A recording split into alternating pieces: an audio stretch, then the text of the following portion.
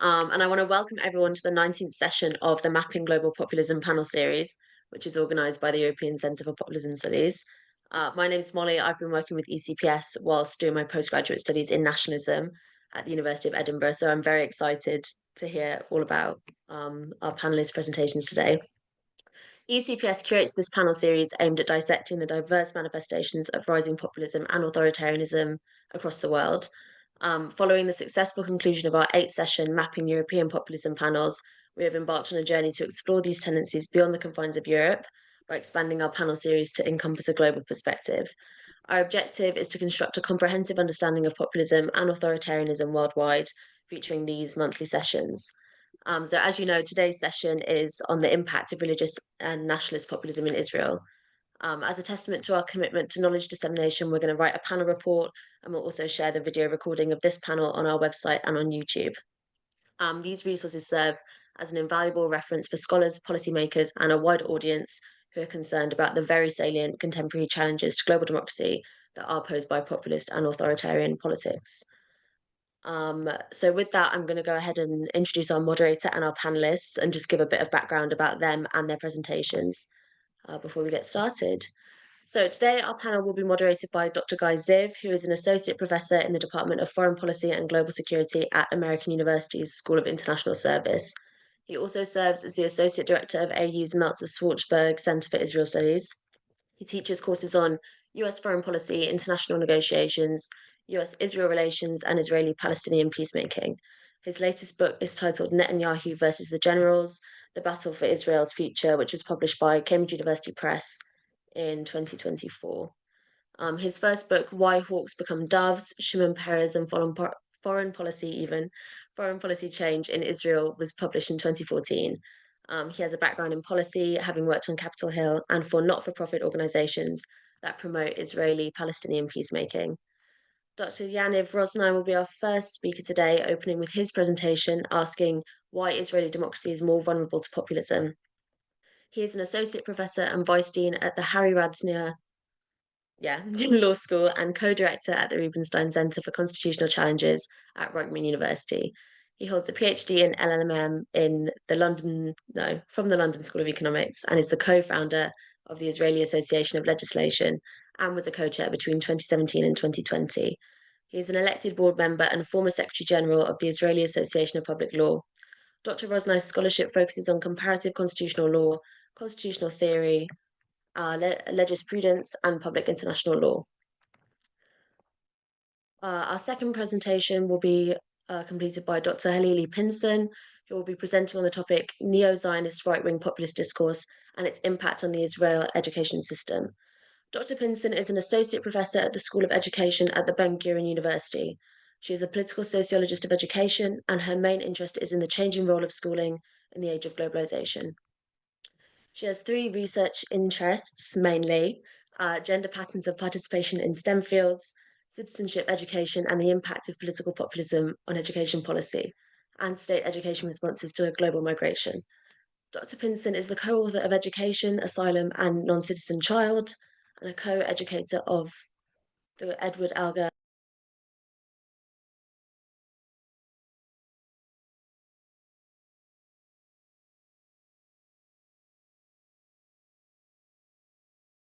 Molly, I'm afraid we're not hearing you right now. I'm afraid Molly has been dropped. I'm sorry.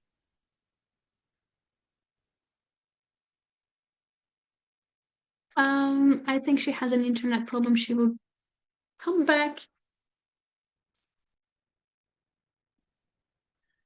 And if not, I can take over the introducing our panelists. That will be very, very helpful. Thank you so much, Guy. So I believe we were in the middle. She didn't finish Halleli's introduction, did she? Yes. She couldn't. She couldn't, yeah. So just very quickly, we have a very distinguished panel today. We have Dr. Halleli Pinson, who's a senior lecturer at Ben-Gurion University's Department of Education, who will be talking to us today about neo-Zionist right-wing populism and the Israeli education system. And Dr. Shai Agmon, who's an assistant professor in political philosophy at UCL. He'll be co-presenting with Yonatan Levi, a PhD candidate at LSE's European Institute. They will be talking about security-driven populism in Israel. I used their work quite a bit. Dr. Ayala Panievsky, a presidential fellow at City University of London's School of Communication and Creativity. She'll be discussing the impact of anti-democratic populism on Israeli media.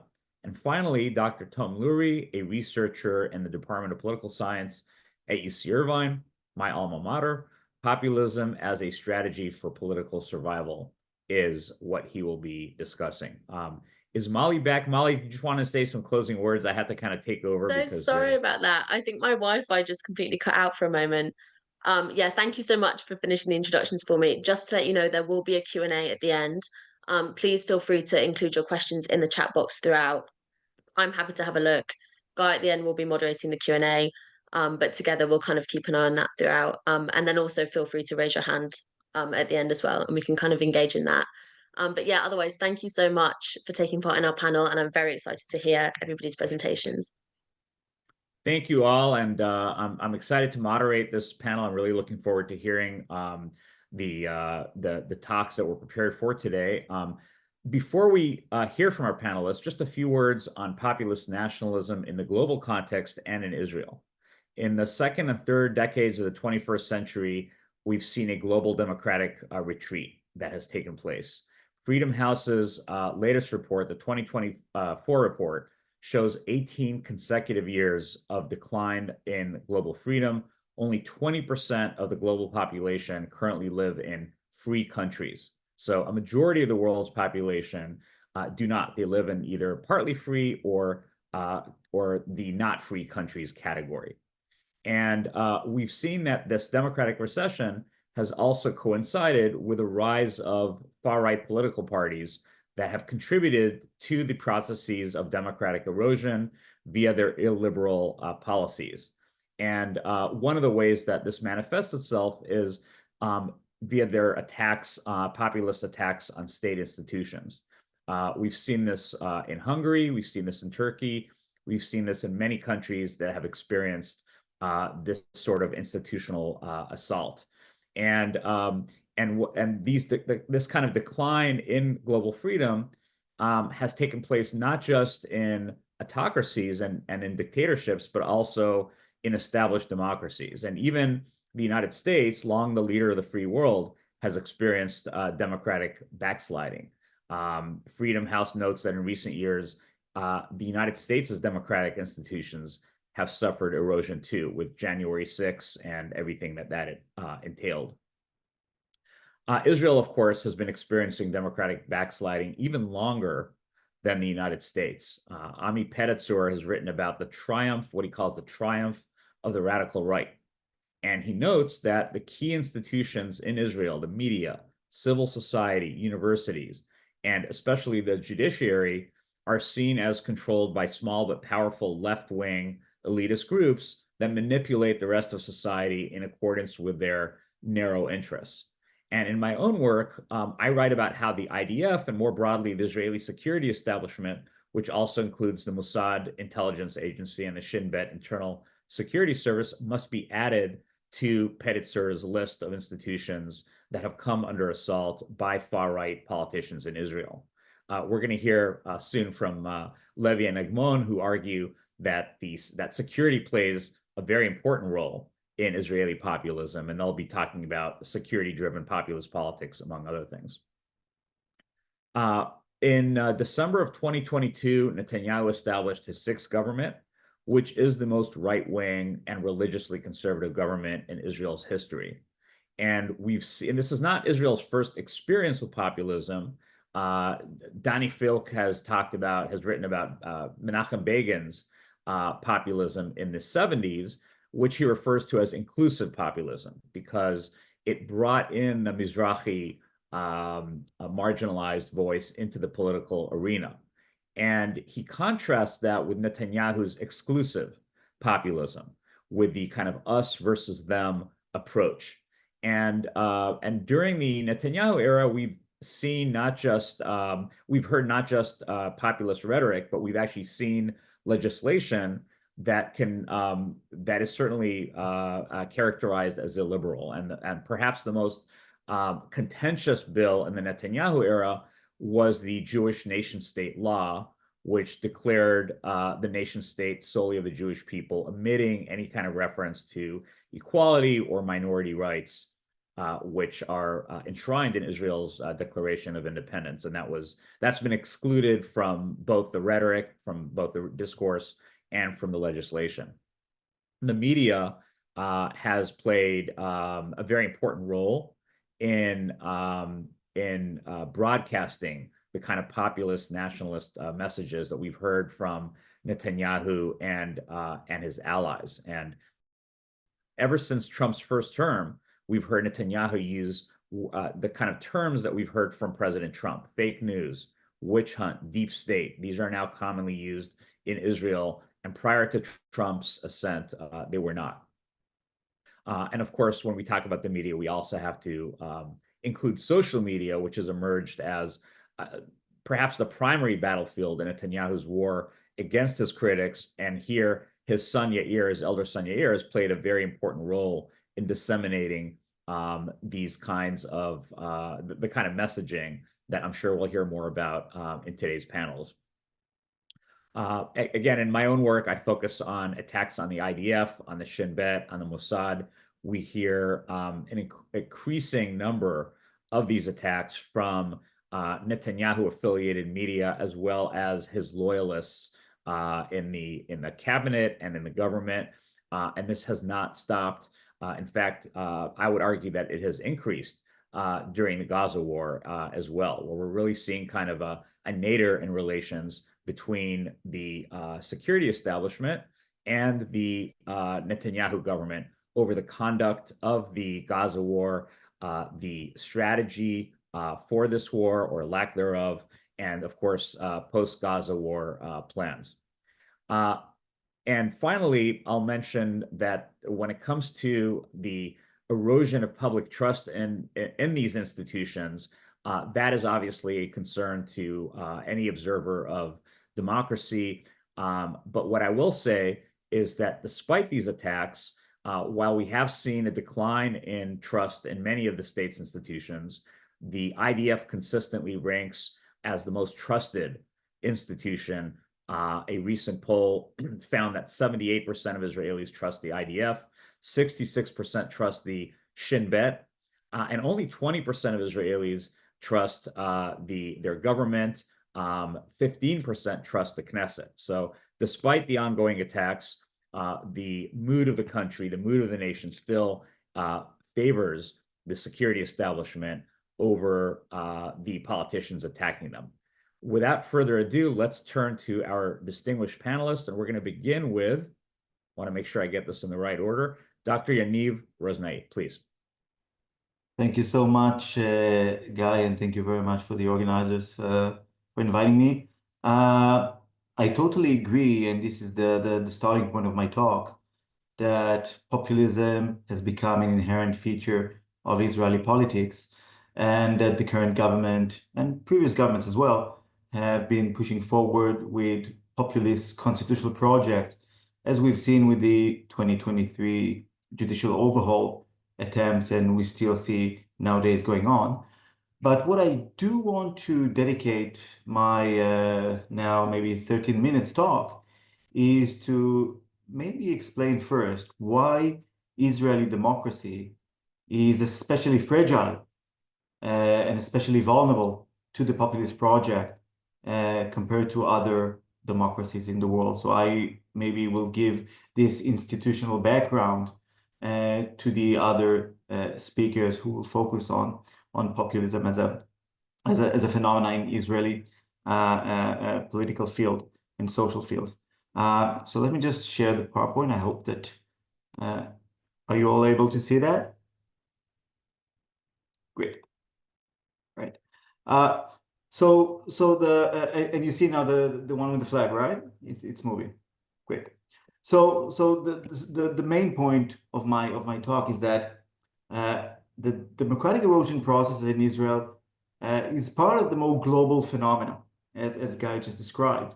However, what I want to argue is that Israel has particular constitutional features, unlike any other democracy in the world, that make its democratic and constitutional order especially vulnerable. And let me start with the basic claim that Israel is lacking a rigid formal constitution. Israel has no formal rigid document entitled the Constitution. We do have a series of basic laws, I'll come back to that later, that form Israel's constitution. But here we must admit Israel is an exception in the world. Maybe apart from UK and New Zealand, right? Israel is one of the only countries in the world without a rigid constitution, which completely undermines the entire legitimacy of the rules of the game and the relationship between the various branches. Now, as I've just mentioned, it is not true that Israel has no constitution.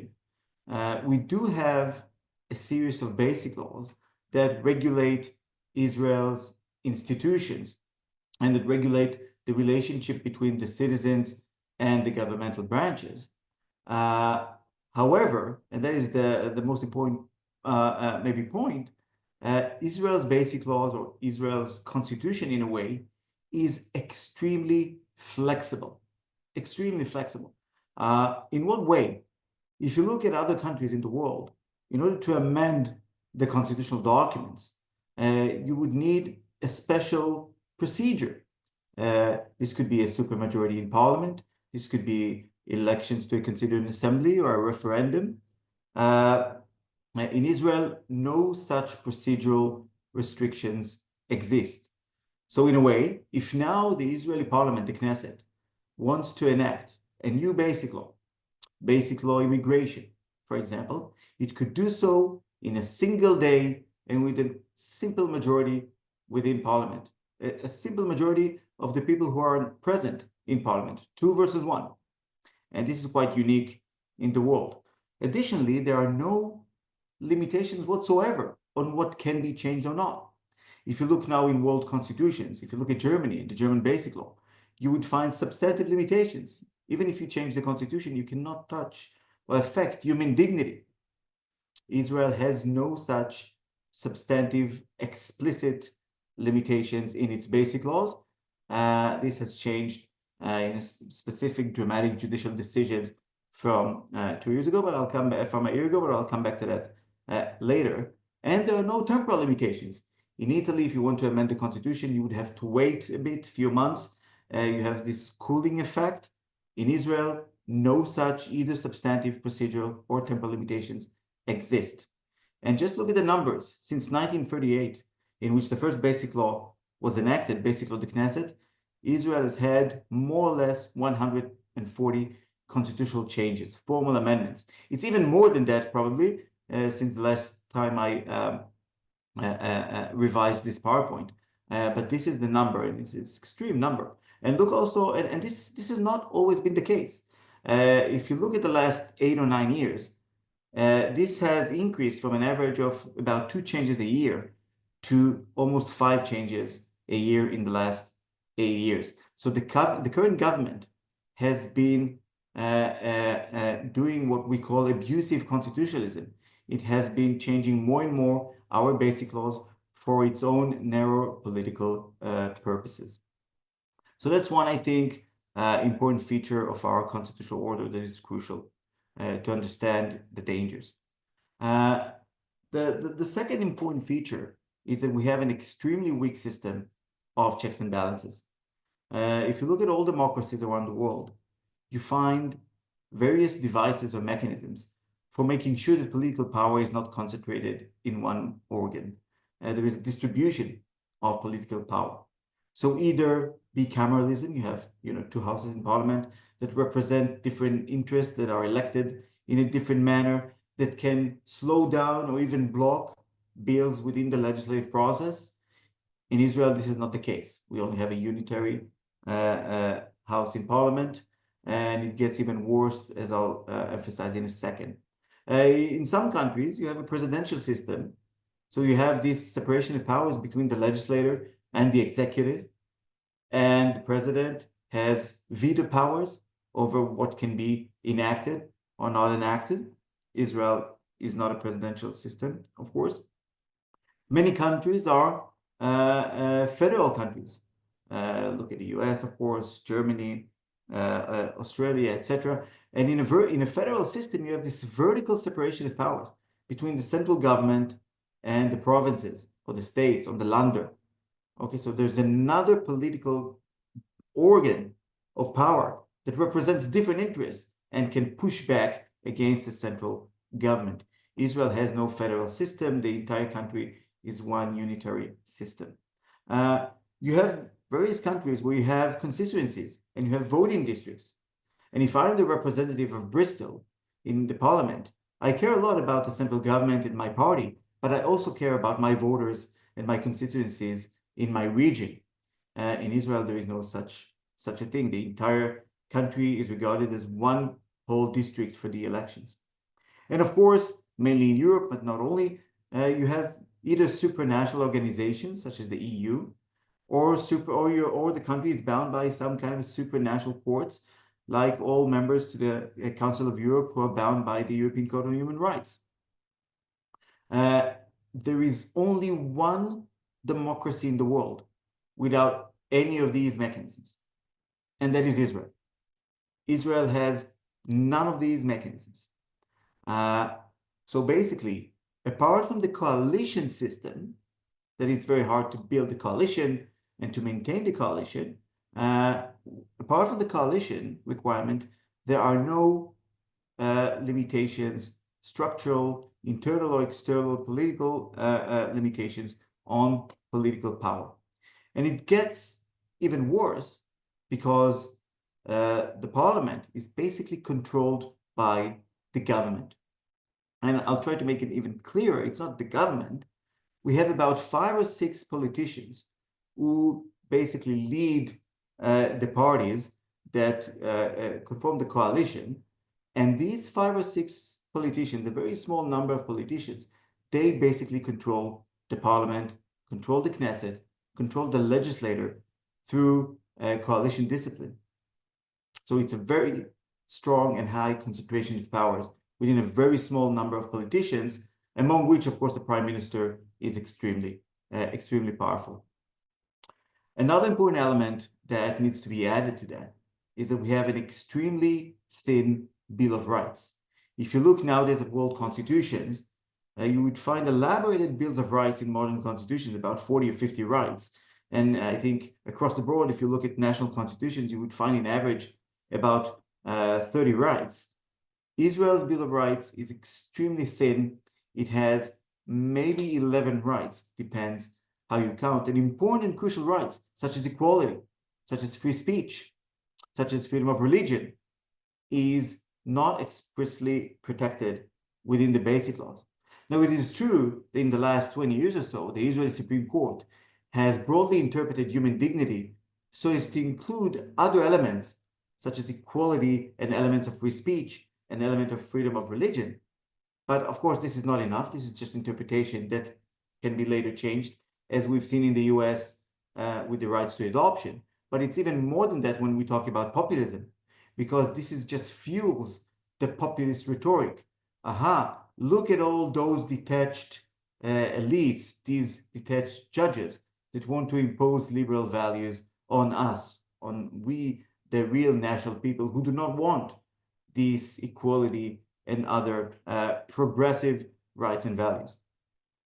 Perhaps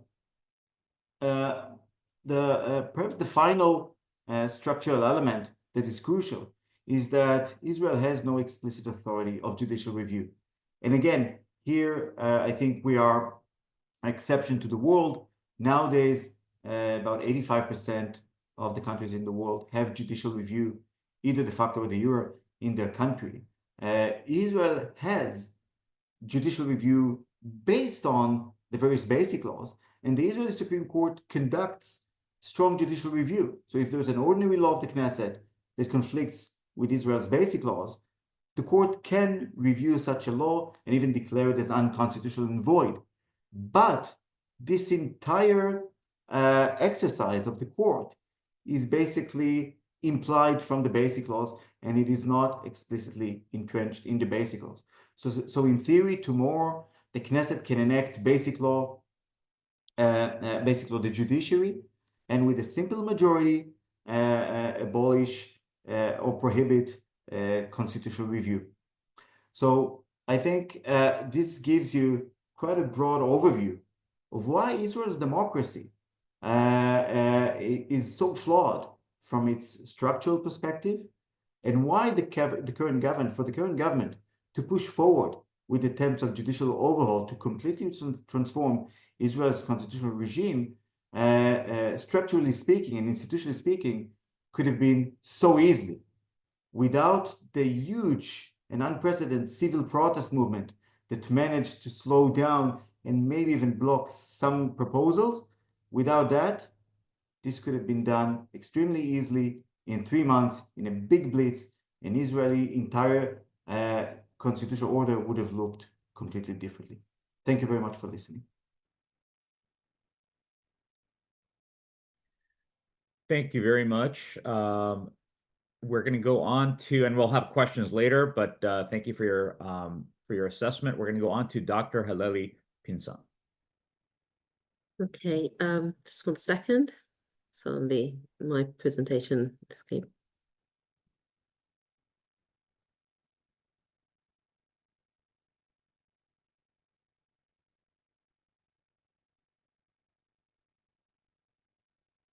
Is it okay to presentation mode? Okay, so thank you very much for inviting me and for organizing this fantastic panel, and for having the opportunity to talk from a sociological education perspective on populism. So my presentation today is based on a paper I published 2.5 years ago, a neo-Zionist right-wing populist discourse and activism and its impact on the Israeli education system. And I think actually the last two, first Guy opening remarks and the first presentation kind of gave a background to what I'm going to talk about, which will allow me more to focus on the actual impact on education.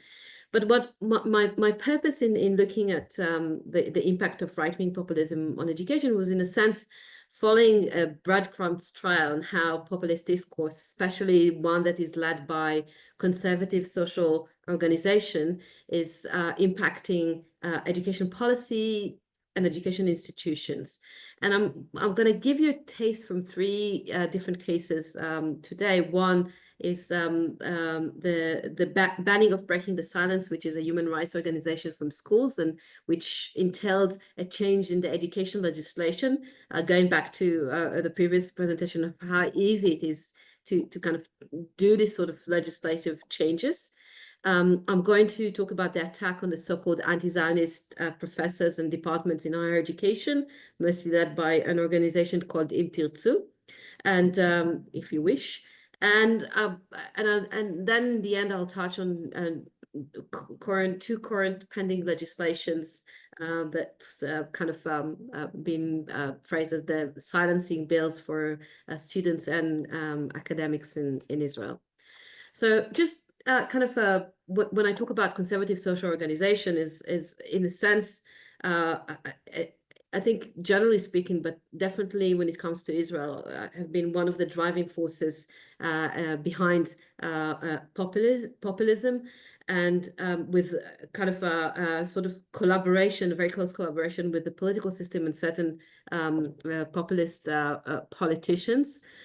And in a sense, we have a tendency to see civil society as something that strives to promote social justice and promote a liberal agenda. And Guilford already over a decade ago pointed out that we need to put more emphasis on understanding conservative social organization and the role in the emergence of right-wing populism. And in a sense, going into this project, I went into this project with this in mind, and especially focusing on one organization which I'll talk about, which is Im Tirtzu. So I'm not going to dive too much into the main characteristics of Israel, but just to, in terms of the vulnerability of Israeli society and Israeli political system to populism. So beside the sort of the lack of constitution and the legislative weaknesses of the Israeli system, Israel also is characterized, and from its inception has characterized itself as in sort of having a dual definition of being both Jewish and democratic. And for many years, I think sociologists and political scientists tend to describe Israel as kind of being torn and having these two kind of a political pillar pushing it in different directions, and sometimes it was more Jewish and nationalistic, and sometimes more democratic. And in the beginning of the 90s, Uri Ram, who is a kind of a very giant Israeli sociologist, have described Israeli political system and society as being torn between neo-Zionist tendency of that give preferences to the Jewishness of the state over and above its democratic character, and post-Zionism, which promotes democracy over and above the idea of Israel as being a national Jewish state. And in a sense, I think now, almost quarter of a century after Uri Ram observation, we can definitely say that neo-Zionism has prevailed, unfortunately, in my view, in Israel, in a sense that it's not only that a certain certain national religious interpretation of Zionism is being the dominant discourse, but also at the expense of a more expensive definition of democracy. And we see it with the attack on the judicial system and other elements of Israeli democratic regime. So, and when we talk about conservative social organization and how they sort of promoting a neo-Zionist populist agenda, I think we can talk about different strategies that in a second I'm going to demonstrate how they came to impact education policy and institution. One is, which was mentioned by Guy at the beginning, is using security discourse to position whether it's a human rights organization, left-wing academia as a security threat, constructing them, to borrow Arnett, as the objective enemy, while using this security discourse, using practices such as naming and shaming, which is being highly used in Israeli public discourse. And also another practices of conservative social organization and populist politician is positioning themselves as the true protectors of human rights, academic freedom, the real democratic will, the real will of the people, as many populist politicians do.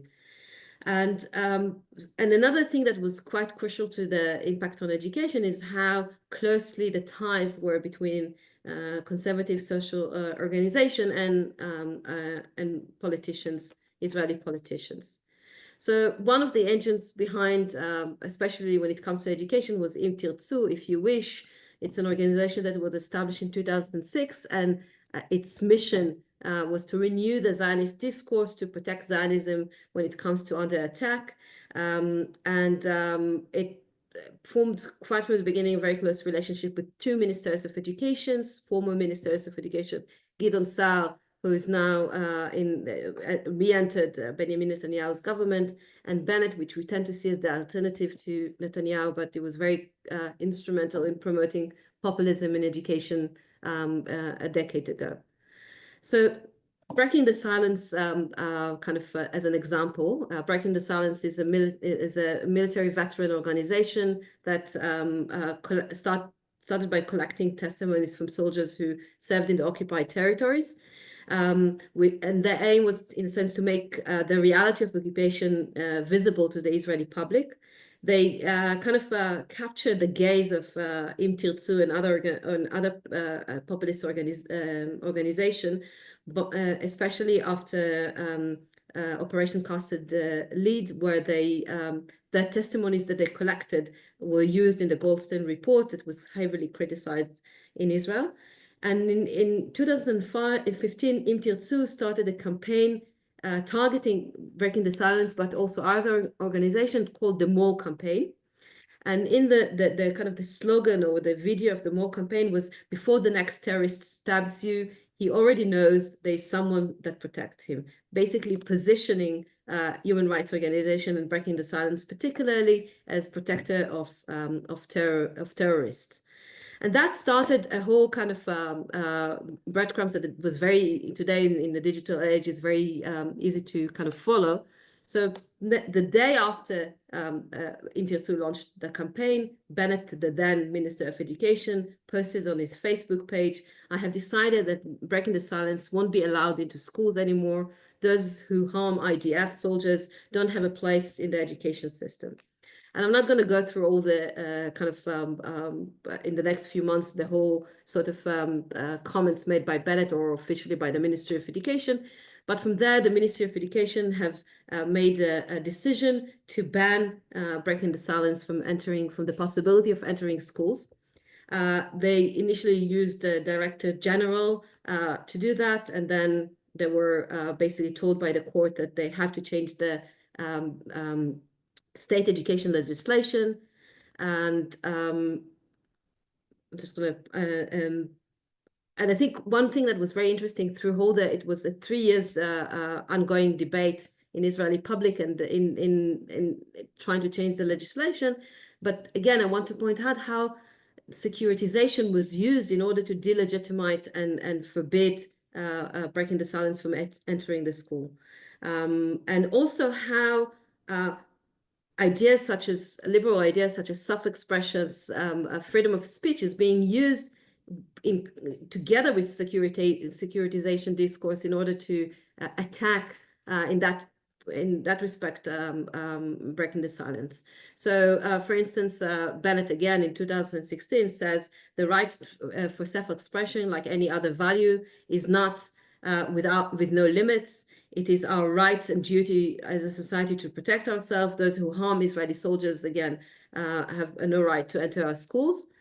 And indeed, in 2018, in August 2018, the Knesset changed the bill of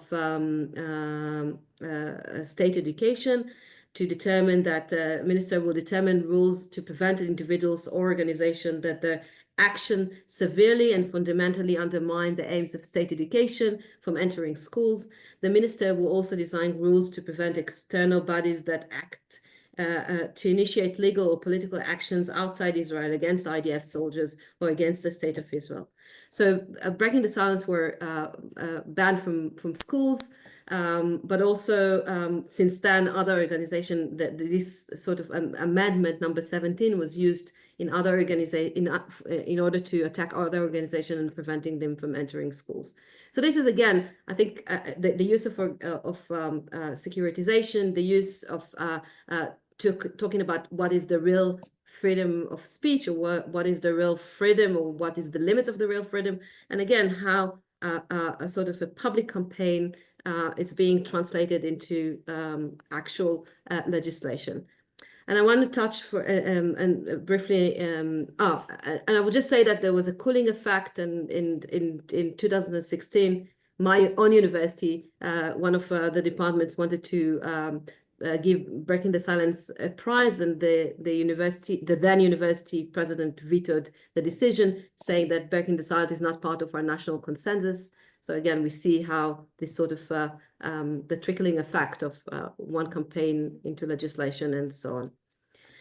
So another example is Im Tirtzu's attack on academia, and one of the main goals from the beginning of Im Tirtzu was to singling out or to point out to bias, anti-Zionist or post-Zionist biases in Israeli academia.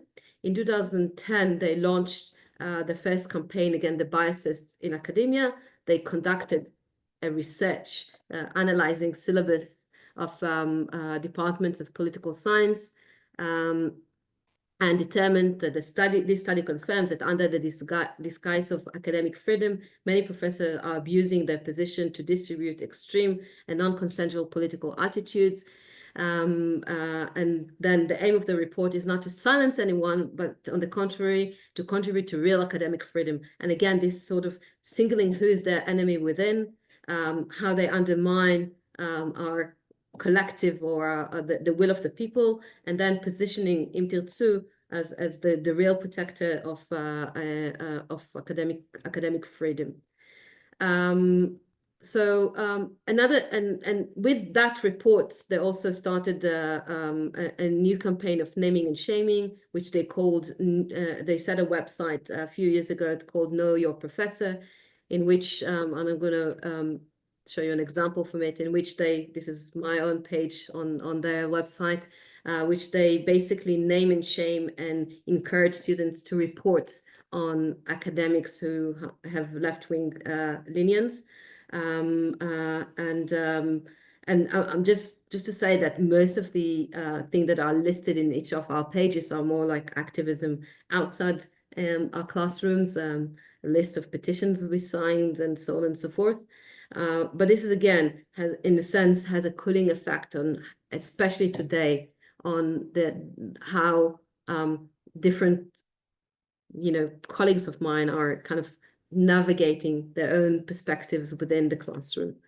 And I'll just finish that today we see how this has been intensified, especially with the war and the October the 7th, the aftermath of October the 7th. And today there are two pieces of legislation as basically pending a vote at the moment. One which determines that any professor, university professor, who will be accused of support of terrorism, again, very loosely defined, meaning that if I'm saying, for instance, that Israel is involved in war crime, I can be potentially be accused of supporting terrorism. And in that case, if I'm being found to support terrorism, I'm supposed to be immediately fired from the university and all my employment rights being ended. So this is one piece of legislation. Another piece of legislation, which is already much more advanced in terms of its stages, is basically banning any student union who's being, again, accused of supporting terrorism. So I'm not sure this legislation will pass, and especially the legislation about university professors. This is something that probably it still will be stopped by the Supreme Court. But again, the whole public discussion is actually sort of framing in public opinion the idea that universities are hubs of terrorism or support of terrorism. So this is where we are today, and I hope I gave you some glances of how populism impact education. Thank you. Thank you so much, Halleli, and I think many of us here on the panel and possibly in the audience as well have experienced a certain amount of what you are suggesting here in different ways. We're going to go on and save the questions for later, please. We're going to go on to Dr. Shai Agmon and Yonatan Levi, who are going to be talking about security-driven populism in Israel. Hi, everyone. I'll just wait for Yonatan to put on the slides. Okay, great. Can everybody hear me? Yeah, that's good. Okay, fantastic. So hi, everyone. I would like to thank the European Center for Populism Studies for the invitation to this conference. It is an honor to share this platform with such esteemed colleagues. Today, we'll be presenting the main argument of our 2021 paper on security-driven populism, of course, with adjustments and updates in light of recent developments, most notably the judicial overhaul, the October 7th massacre, and the ongoing regional war that followed. All right, so like many other democracies, Yonatan, you can change slides. Like many other democracies, Israel has undergone a significant populist shift over the past 15 years. Prior to 2010, populist figures remained largely at the margins of Israeli politics. But from 2010 onwards, however, right-wing populism moved swiftly from the periphery to the mainstream, reshaping the political landscape in fundamental ways. Yet Israel's trajectory is quite distinct. In most democracies, populism is typically confined to a single party within a broader right-wing coalition, competing alongside more traditional conservative forces. In Israel, by contrast, Populist rhetoric and strategies have not only gained influence, but have come to define the entire right-wing bloc. So this level of ideological consolidation is rare in comparative terms, making Israel a particularly notable case in the global study of populism. Now, Yonatan, you can press another one. Since 2010, Israel's populist right has advanced a distinctly exclusionary vision of the people, casting two principal groups as adversaries. The first is Arab citizens of Israel, and the second is Jewish leftists. Now, while hostility towards Arab citizens has long been a feature of Israeli politics, the broad-scale delegitimization of the Jewish left is a more recent development. So over the past decade, a sustained campaign driven by politicians, media figures, and advocacy organizations like Im Tirtzu that was just talked about has successfully recast the Jewish left not merely as a political opponent, but as a real internal enemy. And this rhetoric operates on three levels, portraying the Jewish left as first anti-Jewish, so the Jewish left is accused of betraying its own ethno-cultural and religious community. Second, anti-Zionist, depicted as rejecting the national movement to which it is historically linked. And the Jewish left is anti-Israel, framed as actively working against the interest of the state. And by framing political opposition as a matter of national loyalty rather than legitimate ideological disagreement, this discourse has significantly narrowed the boundaries of acceptable political debate. In this context, opposition is no longer seen as an integral feature of political competition in a democracy, but as a fundamental threat to the nation itself. Another slide, Jonathan, please. Now, social scientists generally offer two broad, though potentially interconnected explanations for the rise of populism, particularly on the right, over the past 30 years. The first focuses on economic insecurity, specifically the erosion of job stability among lower skilled workers. And according to this view, populism emerges in response to economic developments such as the intensification of global trade, the adoption of neoliberal policies, and widening inequality. A second explanation centers on cultural factors. Here, the argument is not that populism is driven by economic hardship, but by the perception that deeply held cultural values are under threat. The increasing ethnic, religious, and cultural diversity of liberal democracies has, in this view, triggered a backlash, particularly among segments of the population who feel alienated by progressive social change. Right-wing populist parties emphasize national identity and frequently highlight perceived threats, both real and oftentimes imagined, posed by immigration and multiculturalism. Now, accordingly, these explanations point to different sources of anxiety that populists exploit to gain support.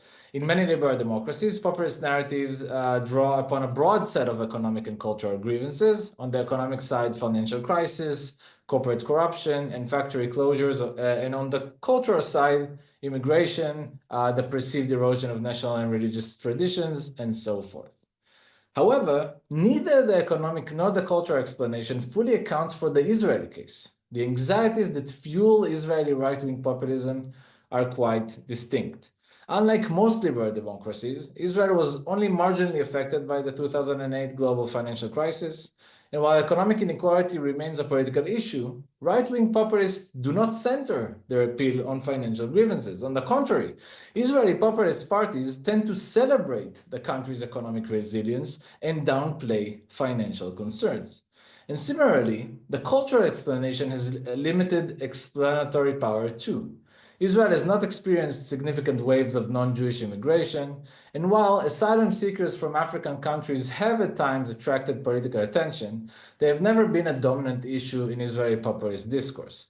The most significant cultural divide in Israeli society between Jews of Ashkenazi and Mizrahi descent does play a role in populist rhetoric, but it does not serve as the primary axis of contemporary populist mobilization.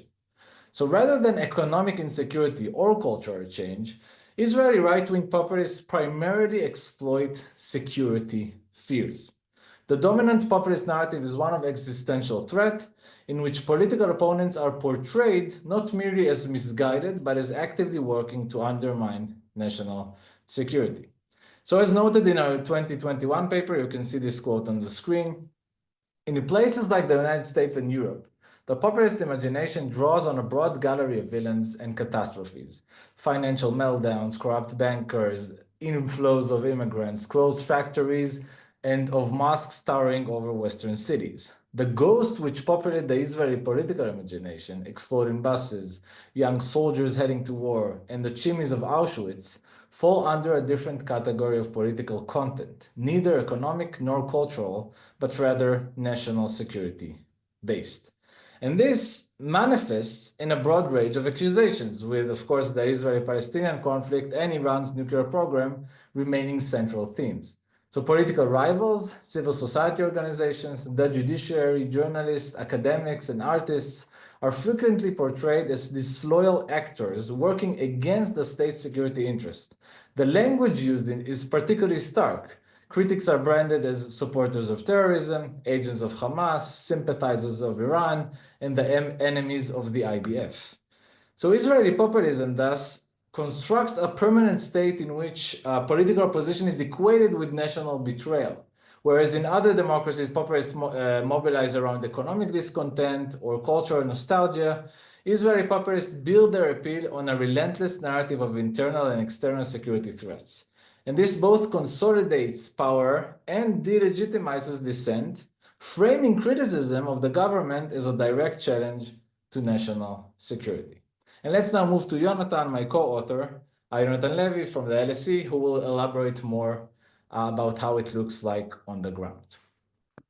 Thank you, Shai. So I will walk you through, in the remaining time we have, I'll walk you through a few examples just so that the non-Israelis in the audience can get a feel of what has become political discourse in Israel. So in the last 10, 15 years or so, it's been, almost a decade and a half, this has become Israeli politics, this sort of rhetoric that Shai has described.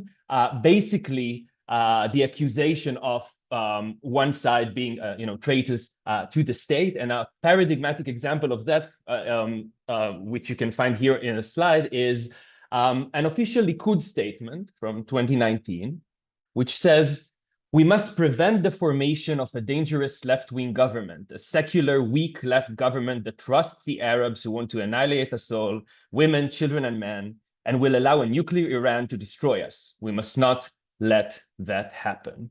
Okay, so this is a manifestation of this sort of security-driven populist rhetoric that Shai described. Again, an official statement by the ruling party.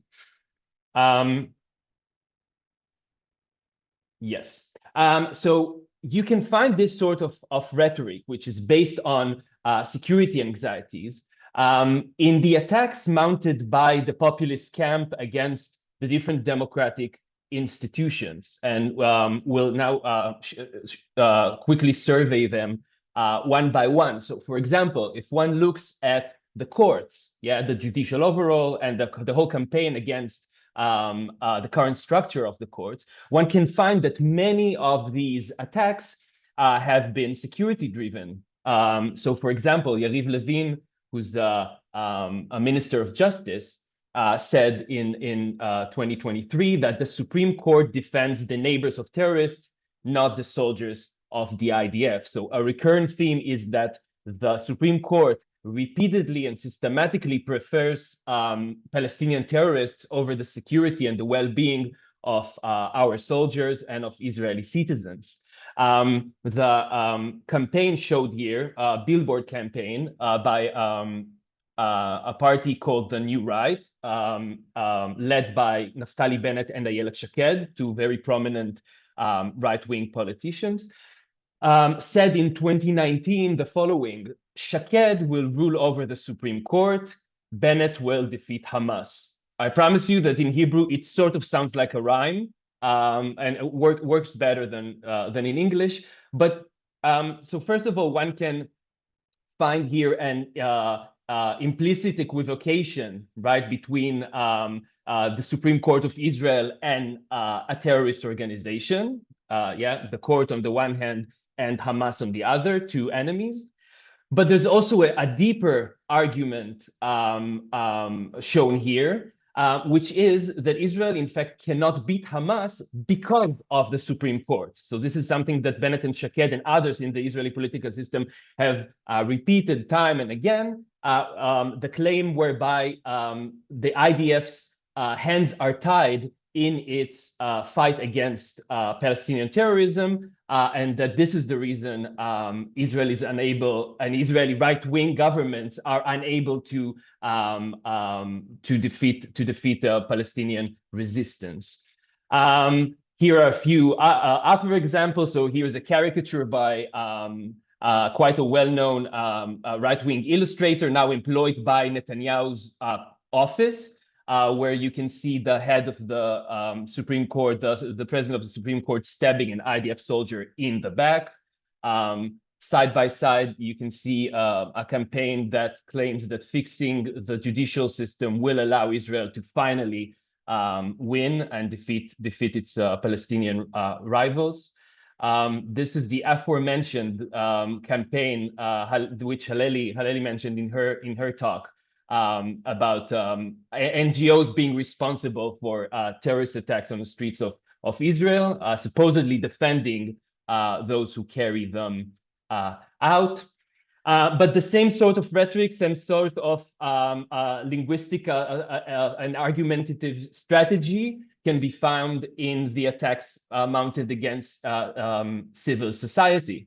So here's a prominent member of the Likud, Nissim Vaturi, 2 years ago saying, the protesters are a branch of the Hamas. Hamas has several wings, the terrorist military wing and the wing of the demonstrations in Israel. Okay, he's talking about the protesters against the judicial overhaul.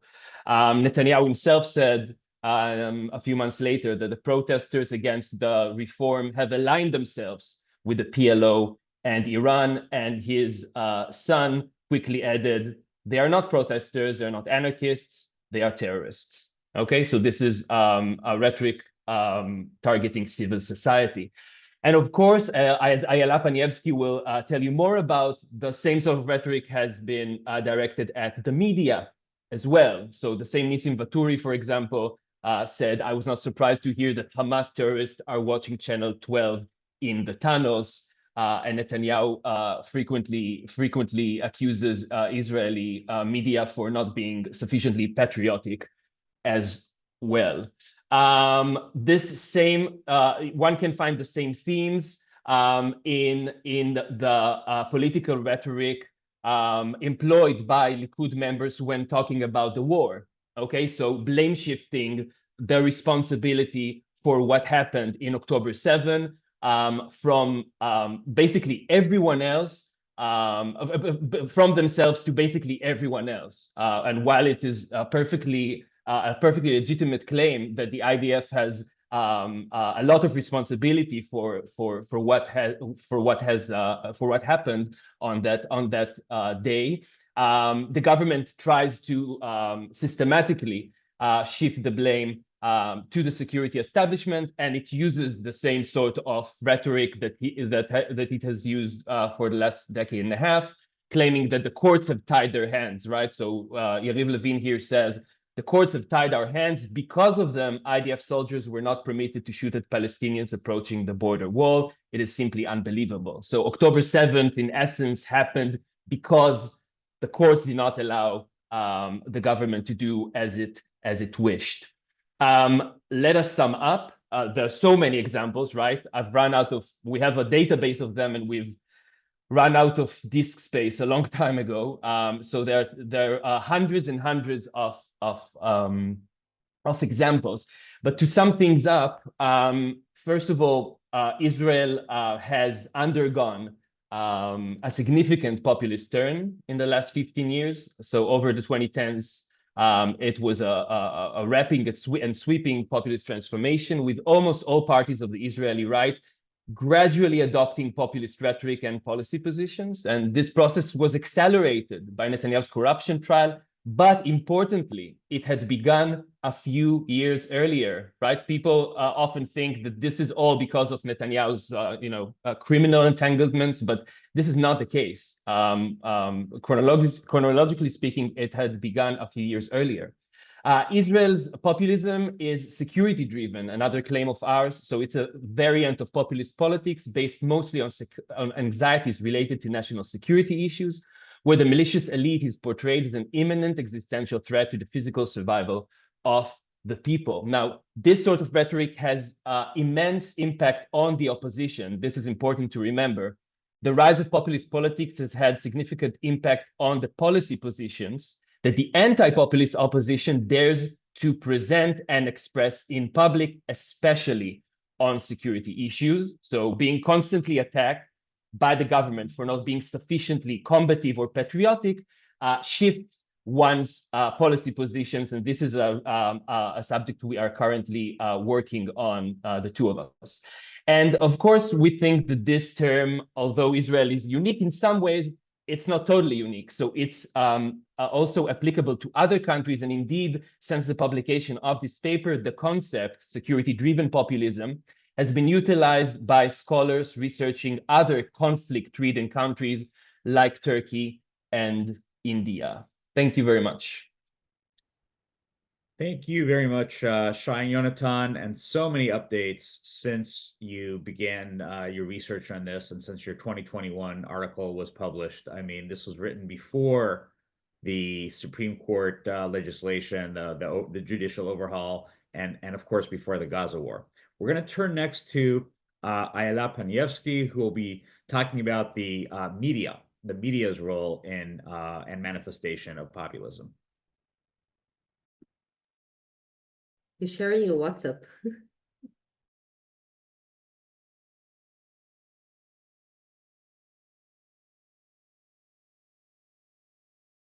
Okay, thanks everyone, and thanks to the Center, the European Center for Populism Studies, for inviting us to talk in such a great lineup of speakers.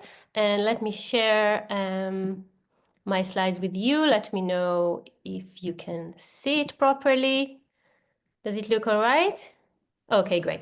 So I'm very glad that Yonatan and Shai just gave their presentation before me, because I think a lot of the things that I will discuss here with you are really direct continuation of what their research and their work was doing. So I'm going to talk to you about the impact of the anti-democratic populism on the Israeli media and audiences of the Israeli media, which is no less important.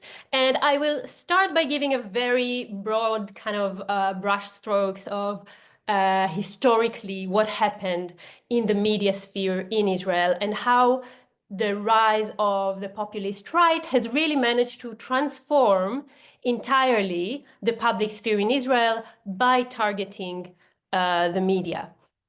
So like always with historical narratives, you could go even further back, but just to give us a sense of how much of it started even before Netanyahu entered the political scene, I would remind us all that back in the 70s and the 80s, right-wing activists in the Jewish settlers community, mainly in the West Bank, already started operating this grassroots movement, we can call it, this very DIY, do-it-yourself, kind of very underground type of activism against the media, because in their views, the Israeli media back in the 80s was too supportive of the peace negotiations with Egypt. Okay, so this was a first kind of milestone in the anti-media movement in Israel. And the reason I pointed it is that the other peaks that would come in later decades and years were also many times around such peace negotiations, be they with the Palestinians or the disengagement from Gaza.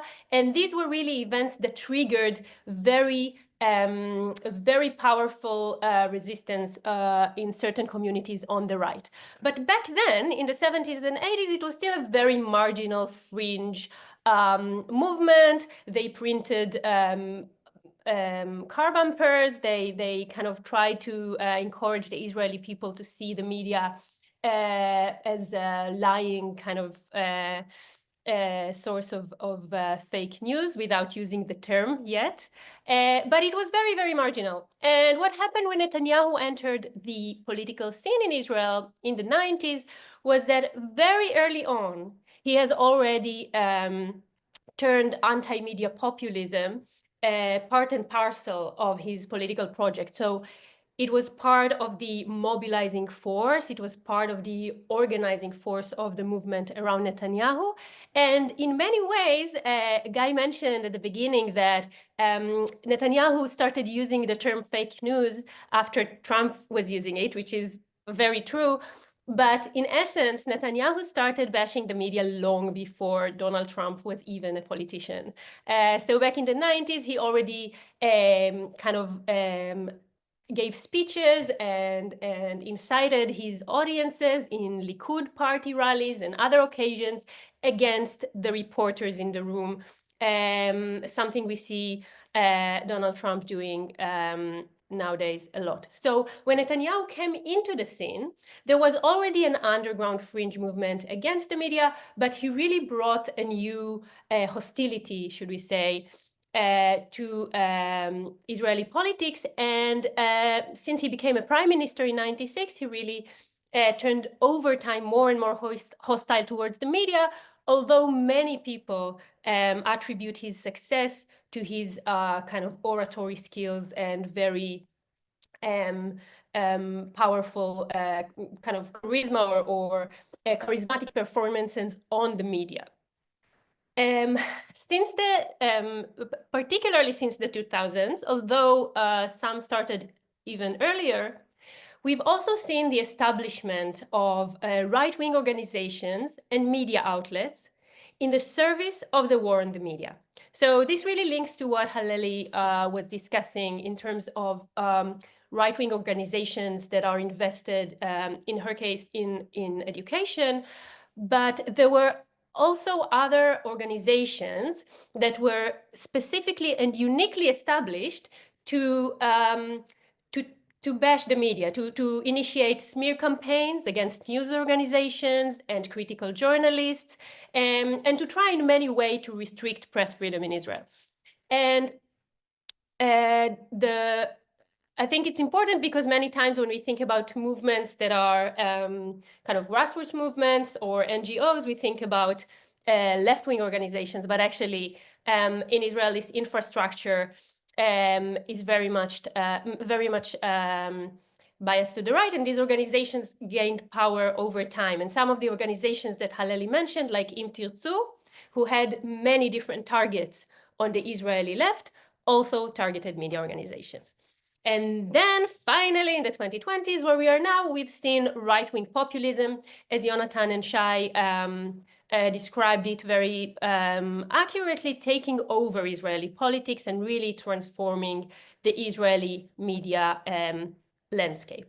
And I would like to say that we talked so far mainly about the rhetoric of the right-wing kind of anti-democratic movement, but this is actually only one layer of the many layers that we can see in the populist right war on the media. So the rhetoric war has targeted critical journalists and news outlets. In Israel, you can see here the same caricature that we saw on Yonatan and Shai's presentation, because it captures it so clearly that Haaretz newspaper, which I used to work for many years, is here presented as collaborating with Hamas terrorists in the tunnels. And we've seen this happening over the years. So we could see billboard campaigns targeting critical reporters. So you could see really huge signs that the Likud party put on. Instead of faces of their political opponents, they put faces of journalists who criticize Netanyahu and his policies. We saw a smear campaign targeting various reporters over the years, which triggered online harassment and in some cases even death threats. And journalists in Israel had to start taking bodyguards in many cases, and what journalists call an army of trolls. So whenever they cover Netanyahu in a kind of critical manner, they know that they will get all these kind of cyberbullying and online harassment and doxing, etc. So this is the rhetoric war, but I would like to emphasize that there were many other kind of, and these are a few more examples that you can see, just to emphasize that, as Yonatan and Shai made clear, the nature of the populism in Israel is very much security-driven, and therefore the attacks against journalists and media outlets are also very much against based on security issues. So it's not just you are biased, you are against us, you are elitist. This is just the first kind of statement. The explanation for why are you biased or why are you reporting against us is because you are enemies of the people, essentially. And you can see here different sources on the populist right coalition targeting different news outlets and different journalists. What they all have in common is that they cover Netanyahu or the right in a way that they didn't see as fair. So you can see here that for instance, Yonit Levi is accused of identifying with the enemy, or you can see that the military radio station Galat is seen as a knife at the back of the nation. So these are just examples, but importantly, this rhetoric war is just part of the story, and the reason it was so effective was that it worked also alongside other tactics as well. One is the legal war. So we see both the use of libel and defamation lawsuits, but especially SLAPP, so attempts at silencing lawsuits against journalists and news organizations.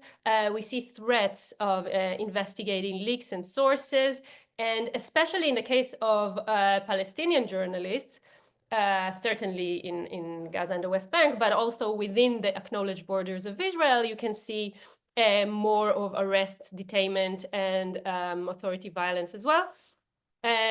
But the way that the legal threat is used is precisely to prevent people from kind of conducting their investigative reporting. And many times people don't understand how serious this layer of the attack is, because people have this tendency to say, well, if everything they said was right, then fine, they will sue them and they will win in court and it will be fine.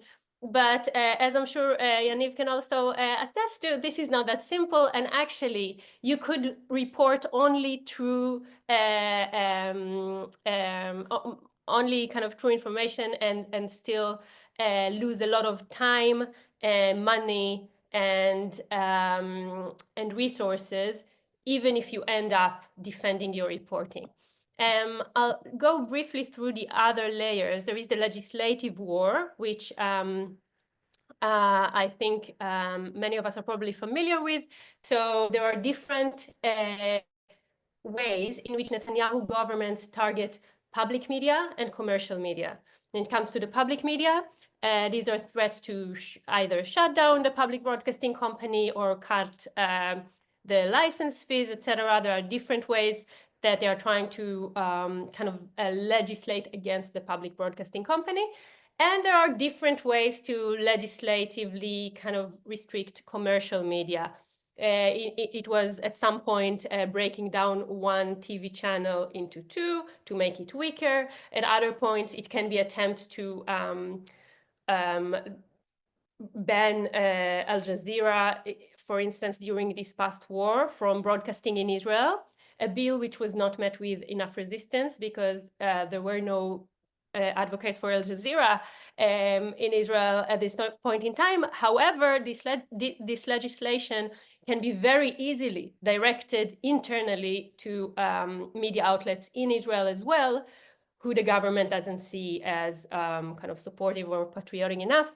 So this is just examples for how the legislative war works. There is also the access war, which is something we now see happening in the US as well.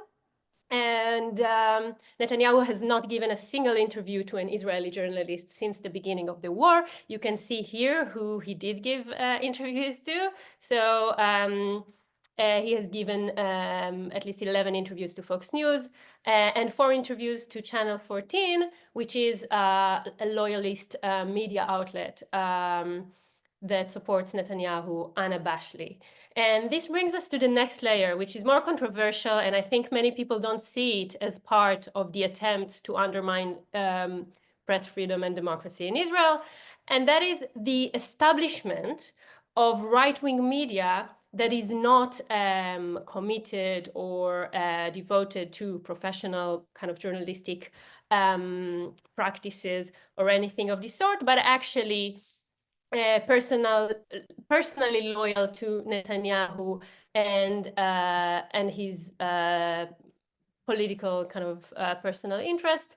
And we've seen this taking place over time. I won't go into the details, but Netanyahu for many years now tried to create his own media. And this is the term that he used according to his biographers. He wanted to come back to be prime minister again with his own media. So he tried to create his own media for many years. And there were attempts at press and there were attempts at radio station. There were recent attempts in TV channels. And finally, we can say he succeeded. So by now, he has quite a few media outlets in Israel that are totally devoted to his interests. I see that I'm running out of time. So I will just say that these decades-long attack on the Israeli media in all these different layers that are working together shows you, A, how consistent and coherent these efforts were. They also had a significant impact over journalists who became very cautious and self-censoring and shifting to the right in an attempt to prevent further criticism and maintain the public trust. And it also affected how Israelis see their media and journalists, etc. And do I have one more last minute or? Yeah, okay. So I will just say something to continue or to refer to what Yaniv presented to us before about the judicial overhaul, which is how I think we should be thinking about the media overall against the judicial overhaul in Israel, because these two processes took place, took very different shapes in a way, like, and their outcomes are very different. So if you look at the judicial overhaul in Israel, it started early among certain minority communities, but it was mainstreamed only relatively recently with Netanyahu's indictments. Until then, Netanyahu pretended to be the defender of courts, right? And he turned against the courts relatively late in his career. This is unlike the media overhaul, which actually started decades ago and from the very beginning of Netanyahu's career and even earlier than that in other communities on the right. The second thing is that while the judicial overhaul took off at once with Yariv Levin's judicial reform, his attempts to really transform very quickly the legal landscape in Israel, the media overall didn't happen at once. It took time, different things happened at different times, but the efforts were consistent. And it wasn't reported as much, and therefore, at least in my understanding, wasn't met with public resistance as much as the judicial overhaul, where Israeli citizens really stood up to the occasion, and the reform was met with massive and often effective public resistance. So thank you very much. Looking forward to your questions. Thank you very much, Ayala, and I'm sure there'll be questions on so much of what was said here on the media. Let's go to our final panelist, Dr. Tom Lurie, who will be talking about populism as a strategy for political survival.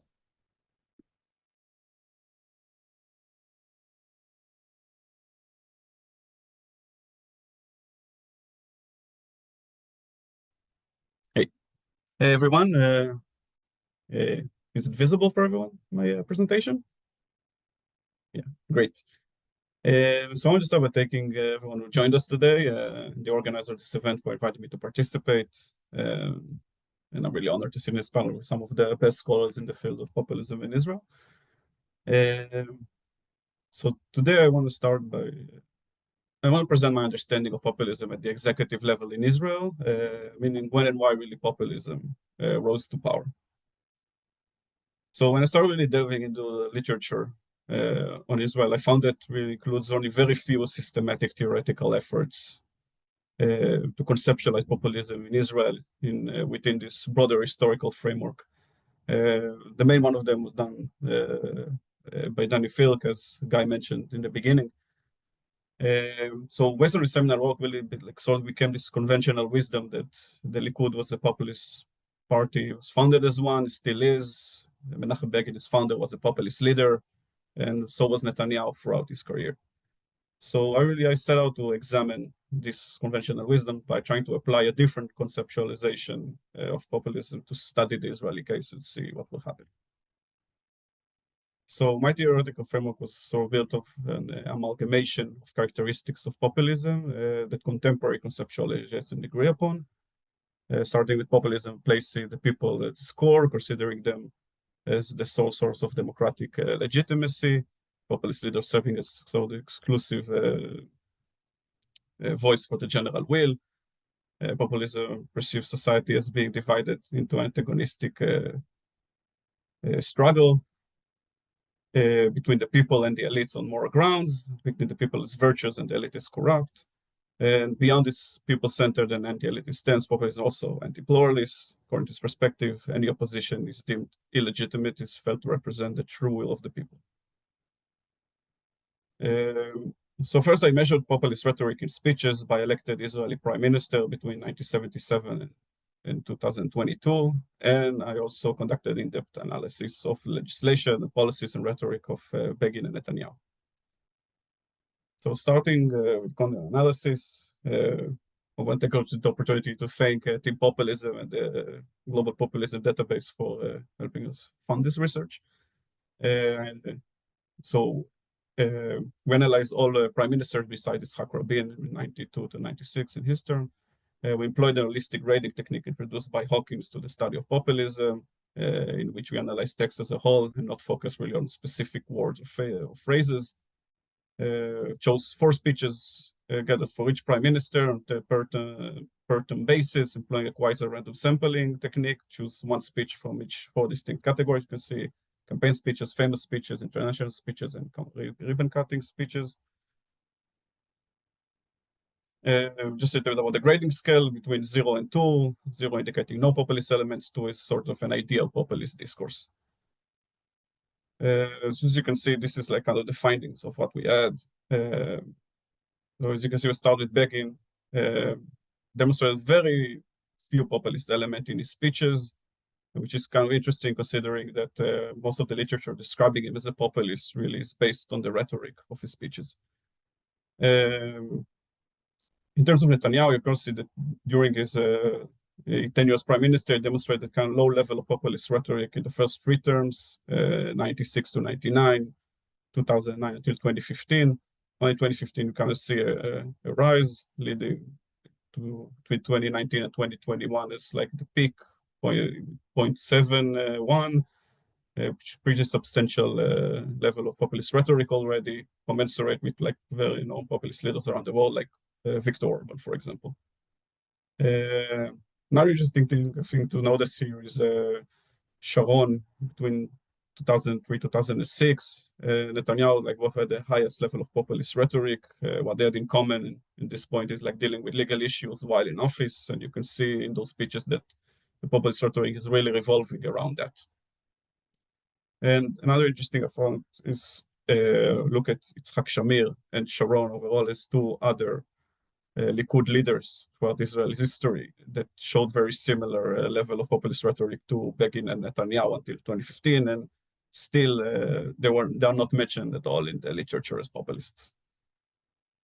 And lastly, I want to talk about the change government, Bennett and Lapid, both referred, as we saw in previous lectures today, presentations Ben both mentioned previously as populist in the literature, but as prime minister demonstrated no populist elements in the rhetoric. So move to the case studies. Discussed mostly Begin and Netanyahu, as they are the two leading figures discussed in the literature as populists. I drew from modern Kaltwasser depiction of populist conception of democracy as my analytical framework, mostly about the arguing that populism is at odds with liberal democracy, separation of powers, rule of law, checks and balances, minority rights, etc., and self-focus mostly on the policies, legislation, and rhetoric in trying to examine really their attitude towards the norms and institutions of liberal democracy. And moreover, I used process tracing and then to learn like what were the mechanisms leading to Netanyahu to really increase his use of populist rhetoric, as I saw in the content analysis since 2015. So my finding in this analysis really corroborated what I found previously with the speeches. So that Begin adhered to a liberal vision of democracy, promoted liberal democratic norms and institutions throughout his career, which he spent mostly in the opposition to the ruling Socialist Party Mapai between 48 and 77. Begin left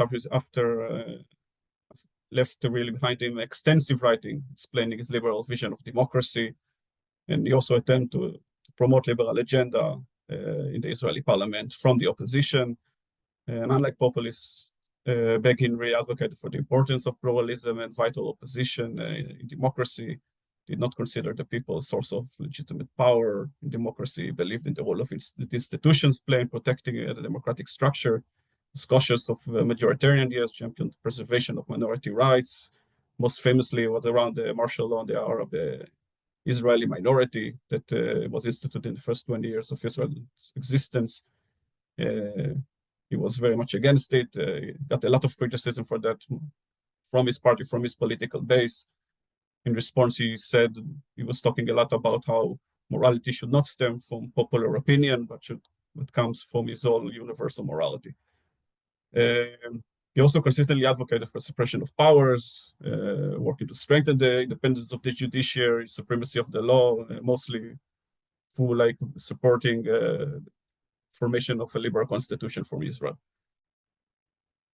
So overall, I found interesting about him is that unlike populists who view liberalism as sort of anti-democratic and elitist, Begin really used his anti-establishment rhetoric to justify his liberal democratic vision. He viewed the ruling Socialist Party as sort of totalitarian. He believed that liberal democratic norms and institutions will actually be the remedy, as what he saw like the totalitarian rule of Mapai. So I also found that we maintained this position as prime minister, although it was far fewer years than what has been the opposition. He kept advocating for the same principles, despite facing a lot of pressure from party members, coalitional partners, and his constituency on issues like jobs, and civil service, on the peace process, settlements, Supreme Court, Attorney General Office, and etc.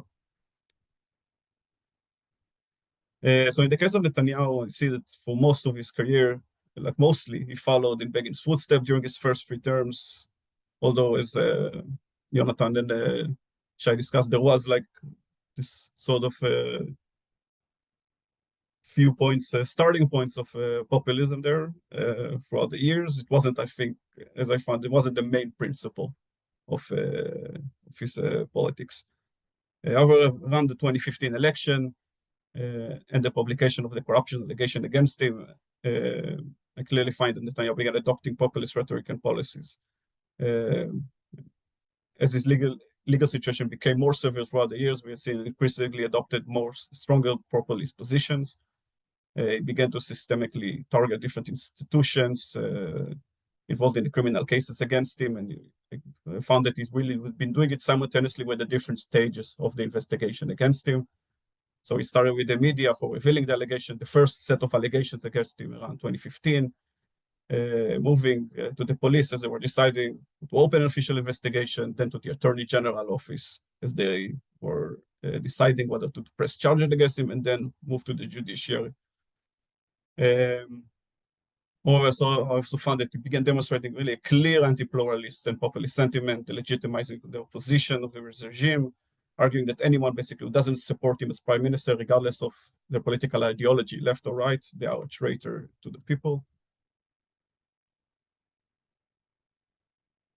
And then I really started setting out, because both of my content analysis and case study analysis kind of demonstrated that this populist shift really began to occur around 2015, revolving around these legal issues and the election campaign. I set out to examine really some of the main factors discussed in the literature, as I don't need to repeat that, as Shai really refuted all of them very clearly, the same one that I was going to discuss, so we can move forward, but just say that like I had the same conclusion that none of those can really atone, like explain to us basically what happened in 2015, why this sudden like strong change.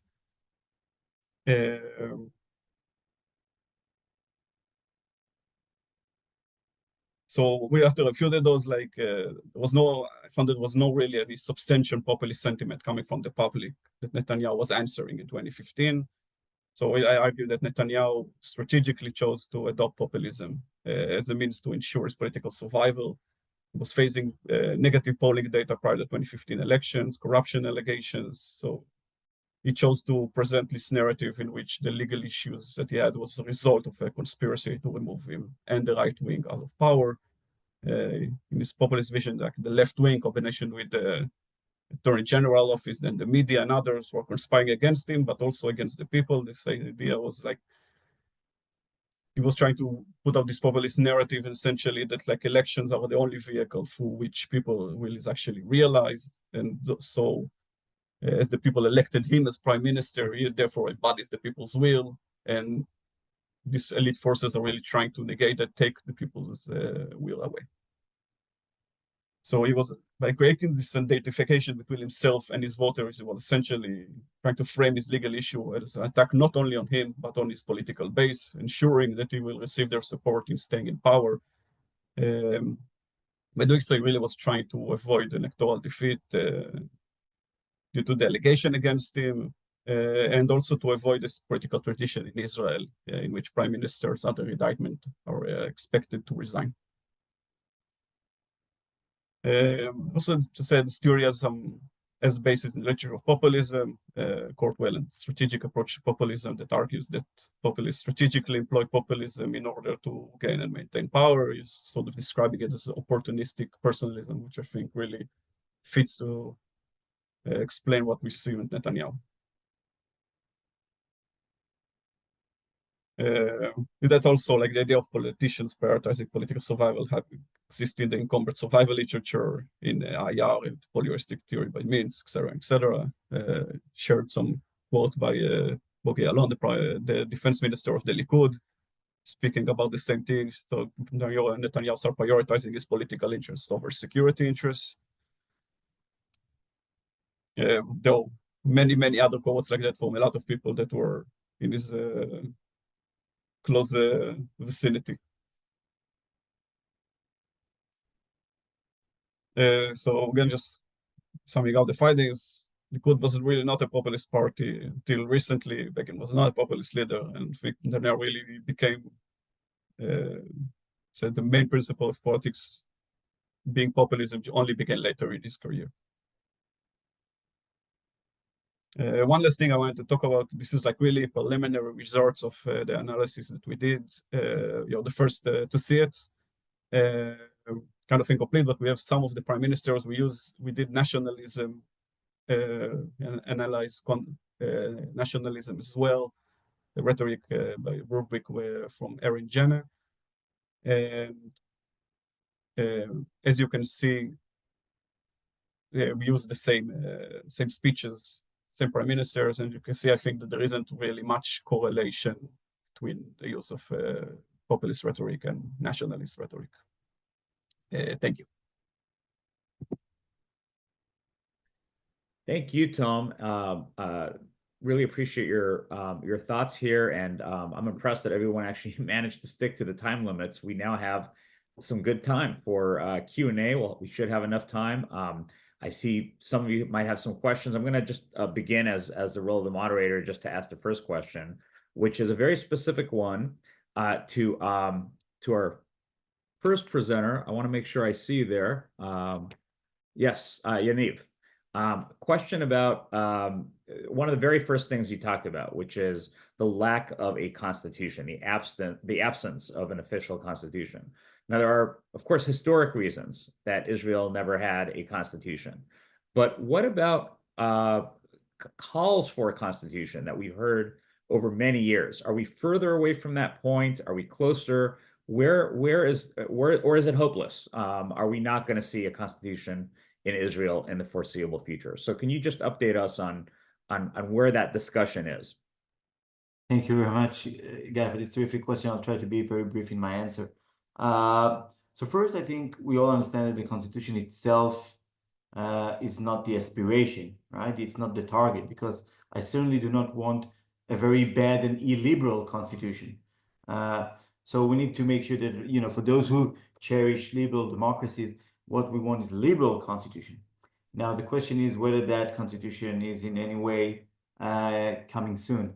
I think that I'll say some maybe positive and negative aspects. The positive response is the following.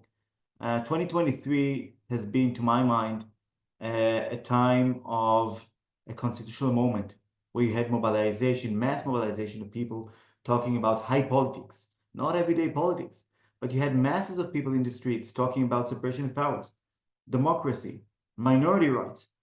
This is something that we did not have in Israel since 1986 to 1990, probably. So that's, I think, the more positive element. People understand now much better than they did in the past how fragile our system is, how flawed it is, and that we have to fix it. We can't continue in the way it is. So I think there are now masses in Israel who understand it, and I think that the call for a constitution, or at least to finalize the constitutional project, would be a major thing on the agenda for the next elections. So that's for sure. The negative element is the post-October 7, the liberal society, you know, those who shouted in the streets equality and free speech were quite silent post-October 7 because in the war everyone rallied around the flag, etc. And I fear that because of what Shai and Yonatan just spoke about, this whole idea, this fear of security would make people hesitate to now make any grand changes that might risk their way of life. But to end with that, I think that for sure we have now better chances of advancing in a way towards a full constitution than we were a decade ago, for sure. Thank you, and that's an interesting and a good point too. That we should not take for granted that the Constitution would necessarily be the kind of Constitution that many of its earlier advocates have in mind. Thank you, Dr. Kenish. Why don't you go ahead with your question? Thank you to all panelists for their insightful and thought-provoking presentations and discussions that we expect. I have actually a question for Shai and Yonatan. While I acknowledge this is a hypothetical scenario, I am curious, how different do you think the Israeli government's response to the Gaza crisis following the October 7 terrorist attack by Hamas would have been if a Labour-led government had been in power instead of Likud and the more extreme political actors currently shaping Israel policies? This is my first question. If we have time, I have another question. I'm also curious about the situation of Israeli citizens of Palestinian origin as others amidst the ongoing bloodshed since October 7 attack.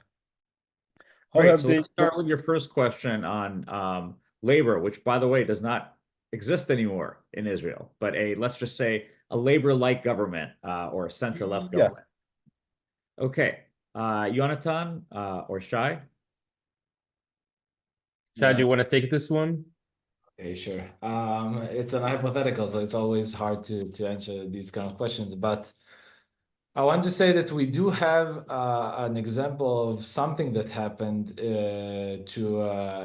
I think it wasn't a center-left government. It was a weird coalition before this very extreme right-wing government came into power, led by Naftali Bennett and Yair Lapid before this government.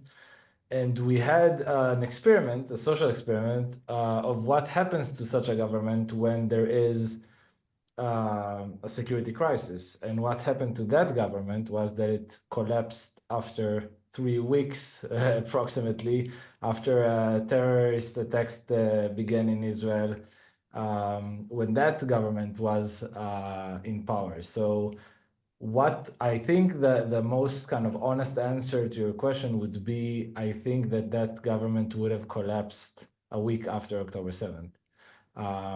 So I don't think that we would be able to see its response to the war in Gaza.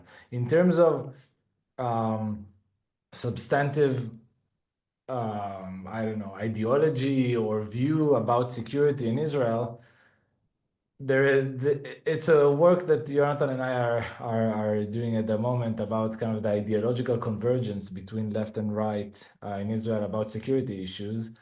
I think that the war would have been conducted differently in terms of, I hope, maybe more alignment with international law, or maybe trying to kind of achieve goals in a different way. But fundamentally, one of the results of a decade long of security-driven populism is what Yonatan said at the end of our presentation, that the opposition stopped offering an alternative view on security issues because of fear, because of delegitimization.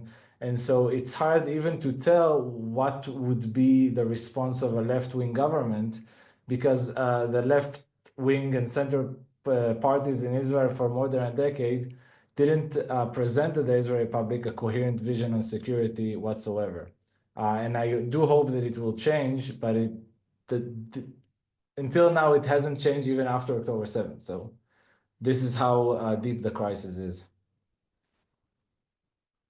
Let's get to your second question about the Palestinian. Do you want to repeat your second question?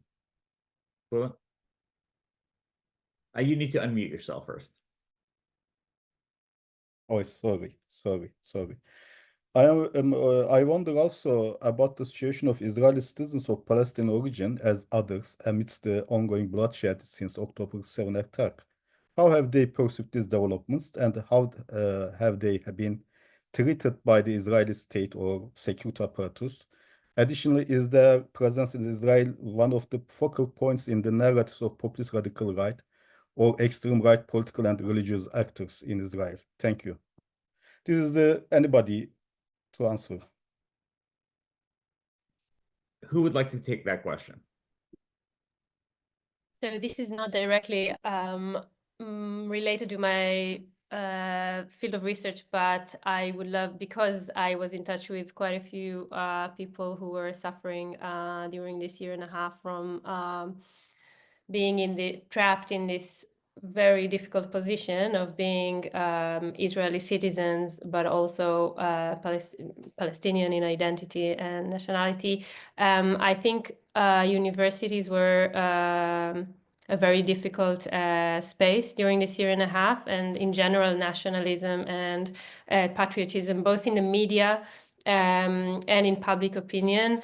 I can tell you from my research on the media coverage of the war that apart from being entirely blind to the casualties and suffering in Gaza, Palestinians in the West Bank and Palestinians in Israel disappeared almost entirely from the mainstream media in Israel during these months. So their pain wasn't acknowledged either. But from a conversation I had with a friend who is a Palestinian Bedouin from the Negev, from the south of Israel, who just visited here in London, she described it as such, and it really stuck with me, which is why I feel like I should be sharing this with you, is that she said, on the one hand, my community was hurt really badly on October 7th. We got hit by Hamas rockets. We live very near the Gaza Strip. We were hit by, we had people kidnapped that I was familiar with. And then the next thing that happens is that these communities are far less sheltered. So the gear, the kind of shelters you have in Jewish and Israeli communities are many times not as elaborate in Palestinian cities or villages in Israel. And on top of that, she said, we are a conservative community, so also the kind of the reach out to mental health services, etc., is not as accepted. And whenever we got hit in my community, my Israeli-Palestinian community, what we saw from our compatriots, from Jewish Israelis on social media is, good, we wish Hamas hit them harder. So, and this was, I think, perhaps the most humiliating and painful part, at least for her. By the end of all that, she arrives in London. We try to kind of apply for scholarships for her here in the UK. And she's asked, where are you from?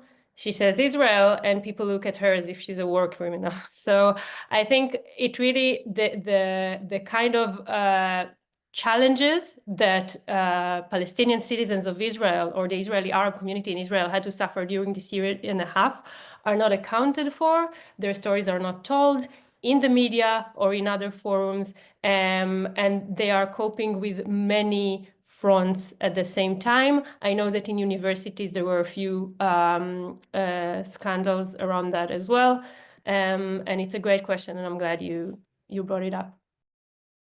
And it is a very marginalized community in other ways, and I think that is an important perspective. Selçuk, you have a question.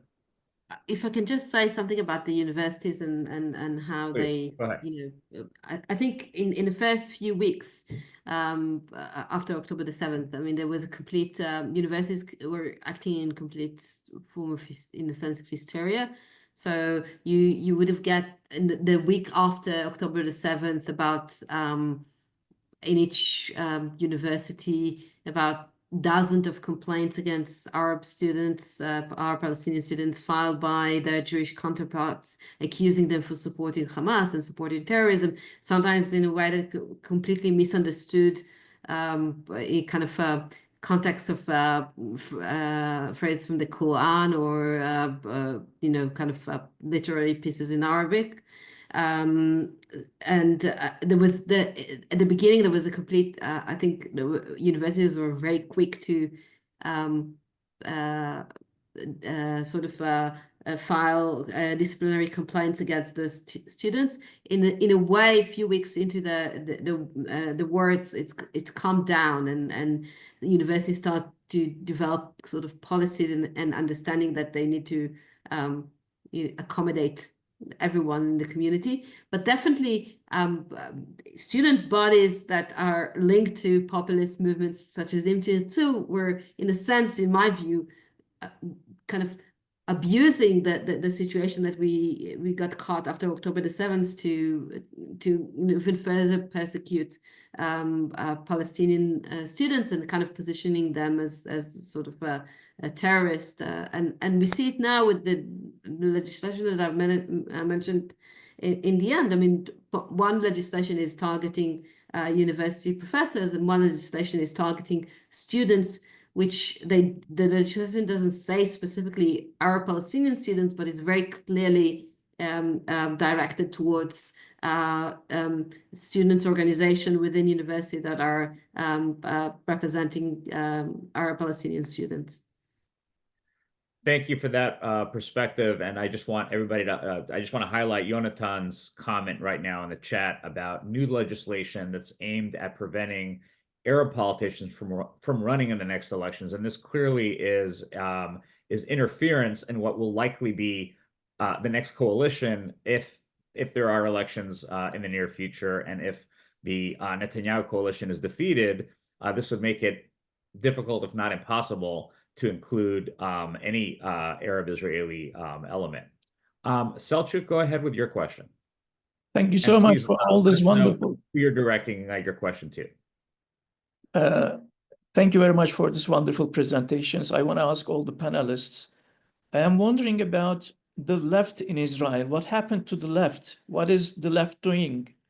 Do you think that, or are you hopeful that there would be a re-emergence of left that could fight against far-right populism? Thank you. I think we could tell by the reactions, by the facial reactions, what all of us probably think. We're all probably thinking the same thing. But who wants to take this first? I can respond to that, and Go ahead, I please. mean I mean beside being an academic, I've been a left-wing anti-occupation activist my entire life, and when during October the 7th I was on sabbatical in Cambridge University, and coming back after a year and hearing people who are not from the hardcore Israeli left, which are probably can put in one room, but from people who were like more like, I would say, like define themselves as the Zionist left. So hearing things like after October the 7th, I have no compassion. There are no uninvolved people in Gaza. And you can see it even as month progresses, and there was more sort of criticism of the war. The criticism was around the bringing the hostages, which I believe is an important goal. But even in that protest, there's very little discourse about what is Israel doing in Gaza and the amount of destruction in Gaza, and saying that is completely considered illegitimate. So and I don't know that there was a poll about a few weeks ago when Trump was talking about his insane transfer plan, or making Gaza the next Riviera, and the poll shows that, and obviously I'm not saying that that's every opinion poll is the reflection of the actual reality, but I think it's, from my experience, it's quite reflective that only 3% of the Jewish population think it shouldn't be done for moral reasons, which for me is a great concern. And I have to say that I found it extremely depressing. And I think that the shift that has started about 2 decades ago in Israeli public, after the collapse of the Oslo Agreement, with the sort of Barak, also very populist kind of discourse of there's no partner in the Palestinian side, brought us where we are today. And in a sense, we can see how what was used to be the left is being kind of shrinking more and more and more, and being delegitimized more and more and more. So, I mean, putting aside what Netanyahu has done to both our peoples, it's I'm not very optimistic about sort of the left rising from the ashes. I'd like, before others address it, and I want to hear from Shai, maybe you next, but before the others address this question, and it is an important question, I want to also just highlight the fact that the left is barely in existence in Israel. So it's a very minuscule part of the society. So I want to broaden this great question to what is the role of the let's just say non-populist elements. I think it was Tom or somebody else quoted Bogi Ya'alon. And he's an example of a conservative, a right-winger who has always opposed a two-state solution, yet has from day one taken on the kind of populist rhetoric, or at least maybe not from day one, but at least since 2016, where he had a public spat over the Alor Azaria case, and resigned / was fired from the Netanyahu government, and then became a pretty consistently a kind of a liberal Democrat in a sense, while still harboring right-wing views. Now, maybe the fact that he is no longer in politics tells us what happens to politicians who do take on the anti-populist role. So let's kind of broaden this question. What is the role of non-populist politicians, be they left, right, or center? And Shai, go ahead. Yeah, I was just trying to kind of point basically the same thing that you said, that the left in Israel has been irrelevant for 2 decades, either the Zionist left or the more radical left. And there are many reasons why it's become irrelevant. Some of it is part of as Halleli mentioned, the delegitimization process. Some of it because of the left itself. They did very bad politics in my view, but the thing I want to kind of resist is there is this kind of pathology in analysis of Israel after, and it goes to the question about the Israeli left, after every election or every failure of the non-populist camp or anti-Bibi camp or however, or the liberal camp or however you want to call it, the first question that people ask is, what did the left do? Why is the left failing? But we have been, in the past 2 decades, the major parties who led the Israeli opposition were center parties. And these, the past 2 decades have been the decades of the center, the Israeli center. And the Israeli center promised the Israeli public 2 main things. First, ideologically, they identified the main problem of Israeli politics as polarization. And they said that they will bring unity and efficiency and good governance, etc. And over the past 2 decades, they failed miserably. We had the kind of mainstreamization of Kahanism and kind of far right into the government. Polarization is rising. So after 2 decades of kind of opposition led by the center, we got the opposite result of what they promised. And the second thing that the Israeli center promised the Israeli public is that they are politically savvy. They will get more seats than the purist left. And they failed to do that as well. So I think that if we want to kind of analyze the reasons for how Israel got to this place, the first place to look at should be the Israeli center, and to talk about the future, because the question was about the future. If change will come, now, at least in the short term, it must come from the Israeli center that will kind of change course and start to inject serious political competition into the Israeli system, instead of kind of just going after whatever Netanyahu is saying and limiting the political imagination of the Israeli public. So that's my kind of 2 cents about that. Great. Would anybody else like to add to that? I would love to just say very briefly that I don't think it's possible to understand public opinion in Israel today without looking at the transformation of the Israeli media, because what happens right now, the conditions on the ground are that you have a very powerful network of right-wing, extremist, racist, genocidal in some cases, right-wing media outlets. You have a mainstream media that has been severely intimidated and silenced and changed in many ways during these past 2 decades. And you have one left-wing newspaper that is paywalled and read mostly outside of Israel, which is Haaretz. So I think this is also a sphere where it's extremely difficult for contenders from the left to come up with alternatives and present their opposition.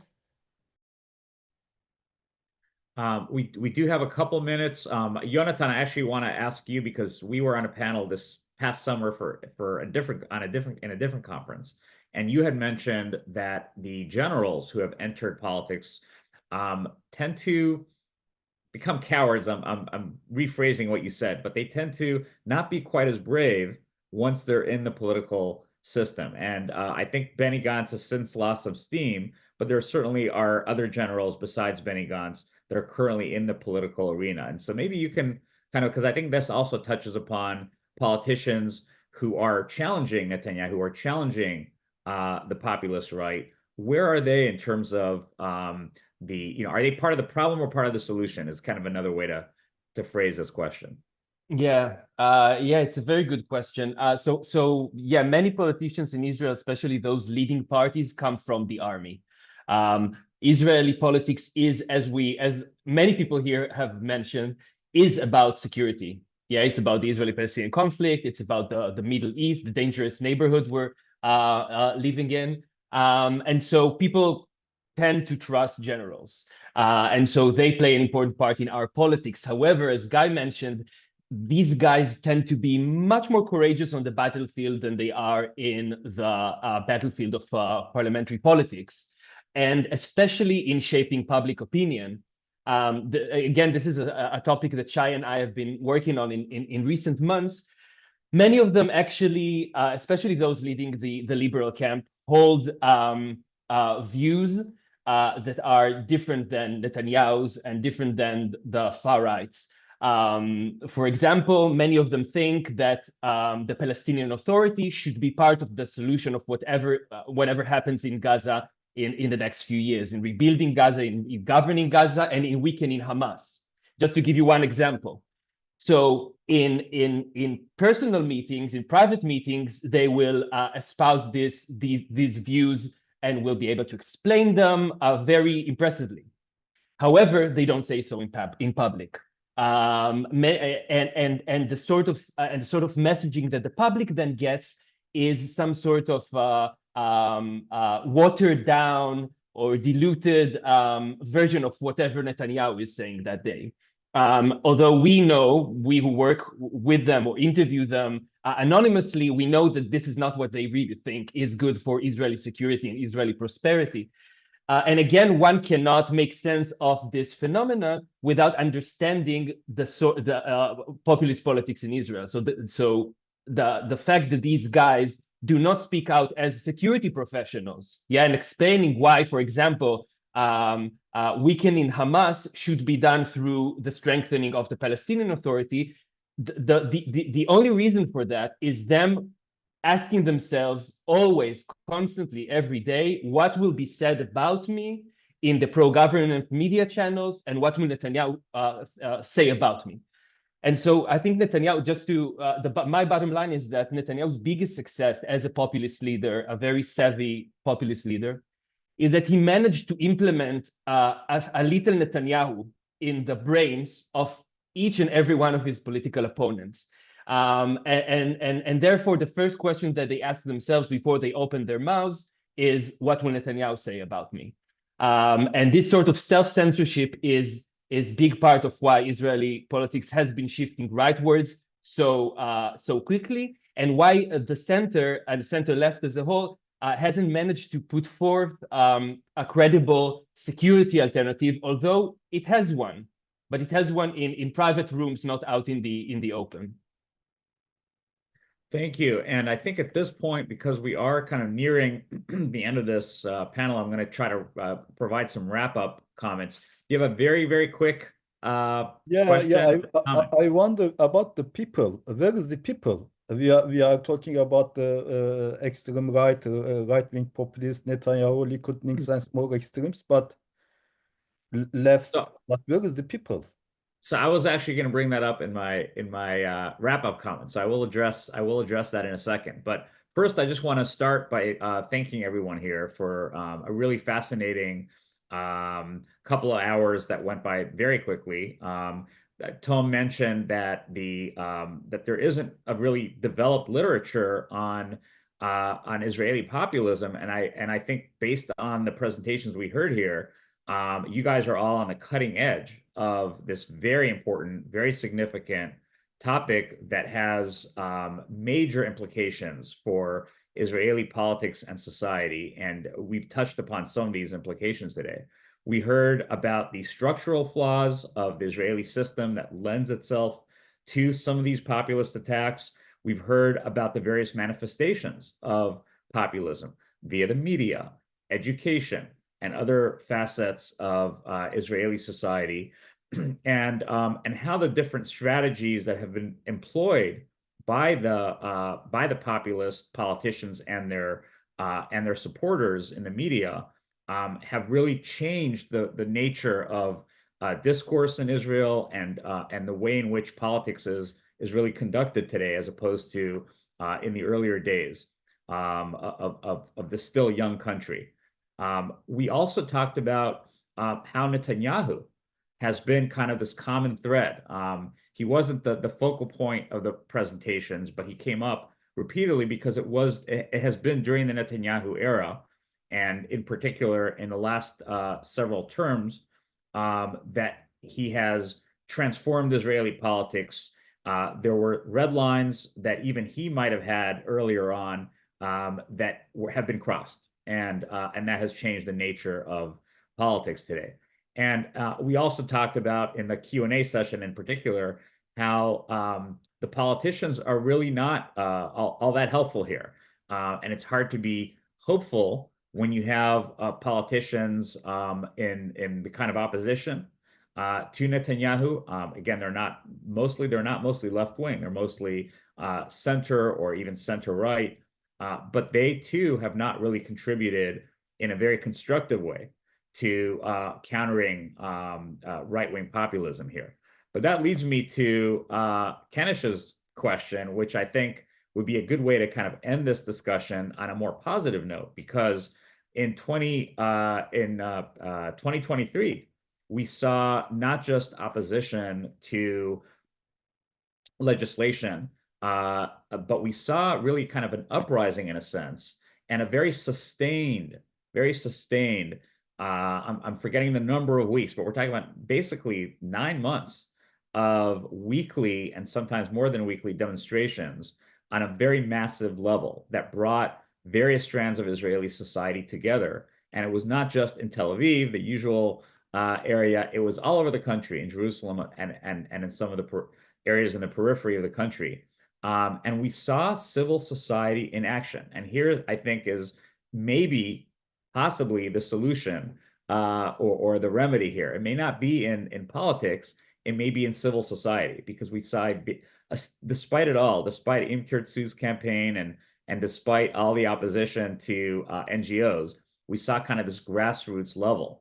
When Netanyahu tried to fire his then defense minister, Yoav Gallant, who had expressed real concerns about the judicial overhaul, there were spontaneous demonstrations that very night that led him to reverse his stance. And so in some ways, we can see these demonstrations as a masterclass in how people who still care about democracy, ordinary people, can get together and push back against the most extreme forms of populist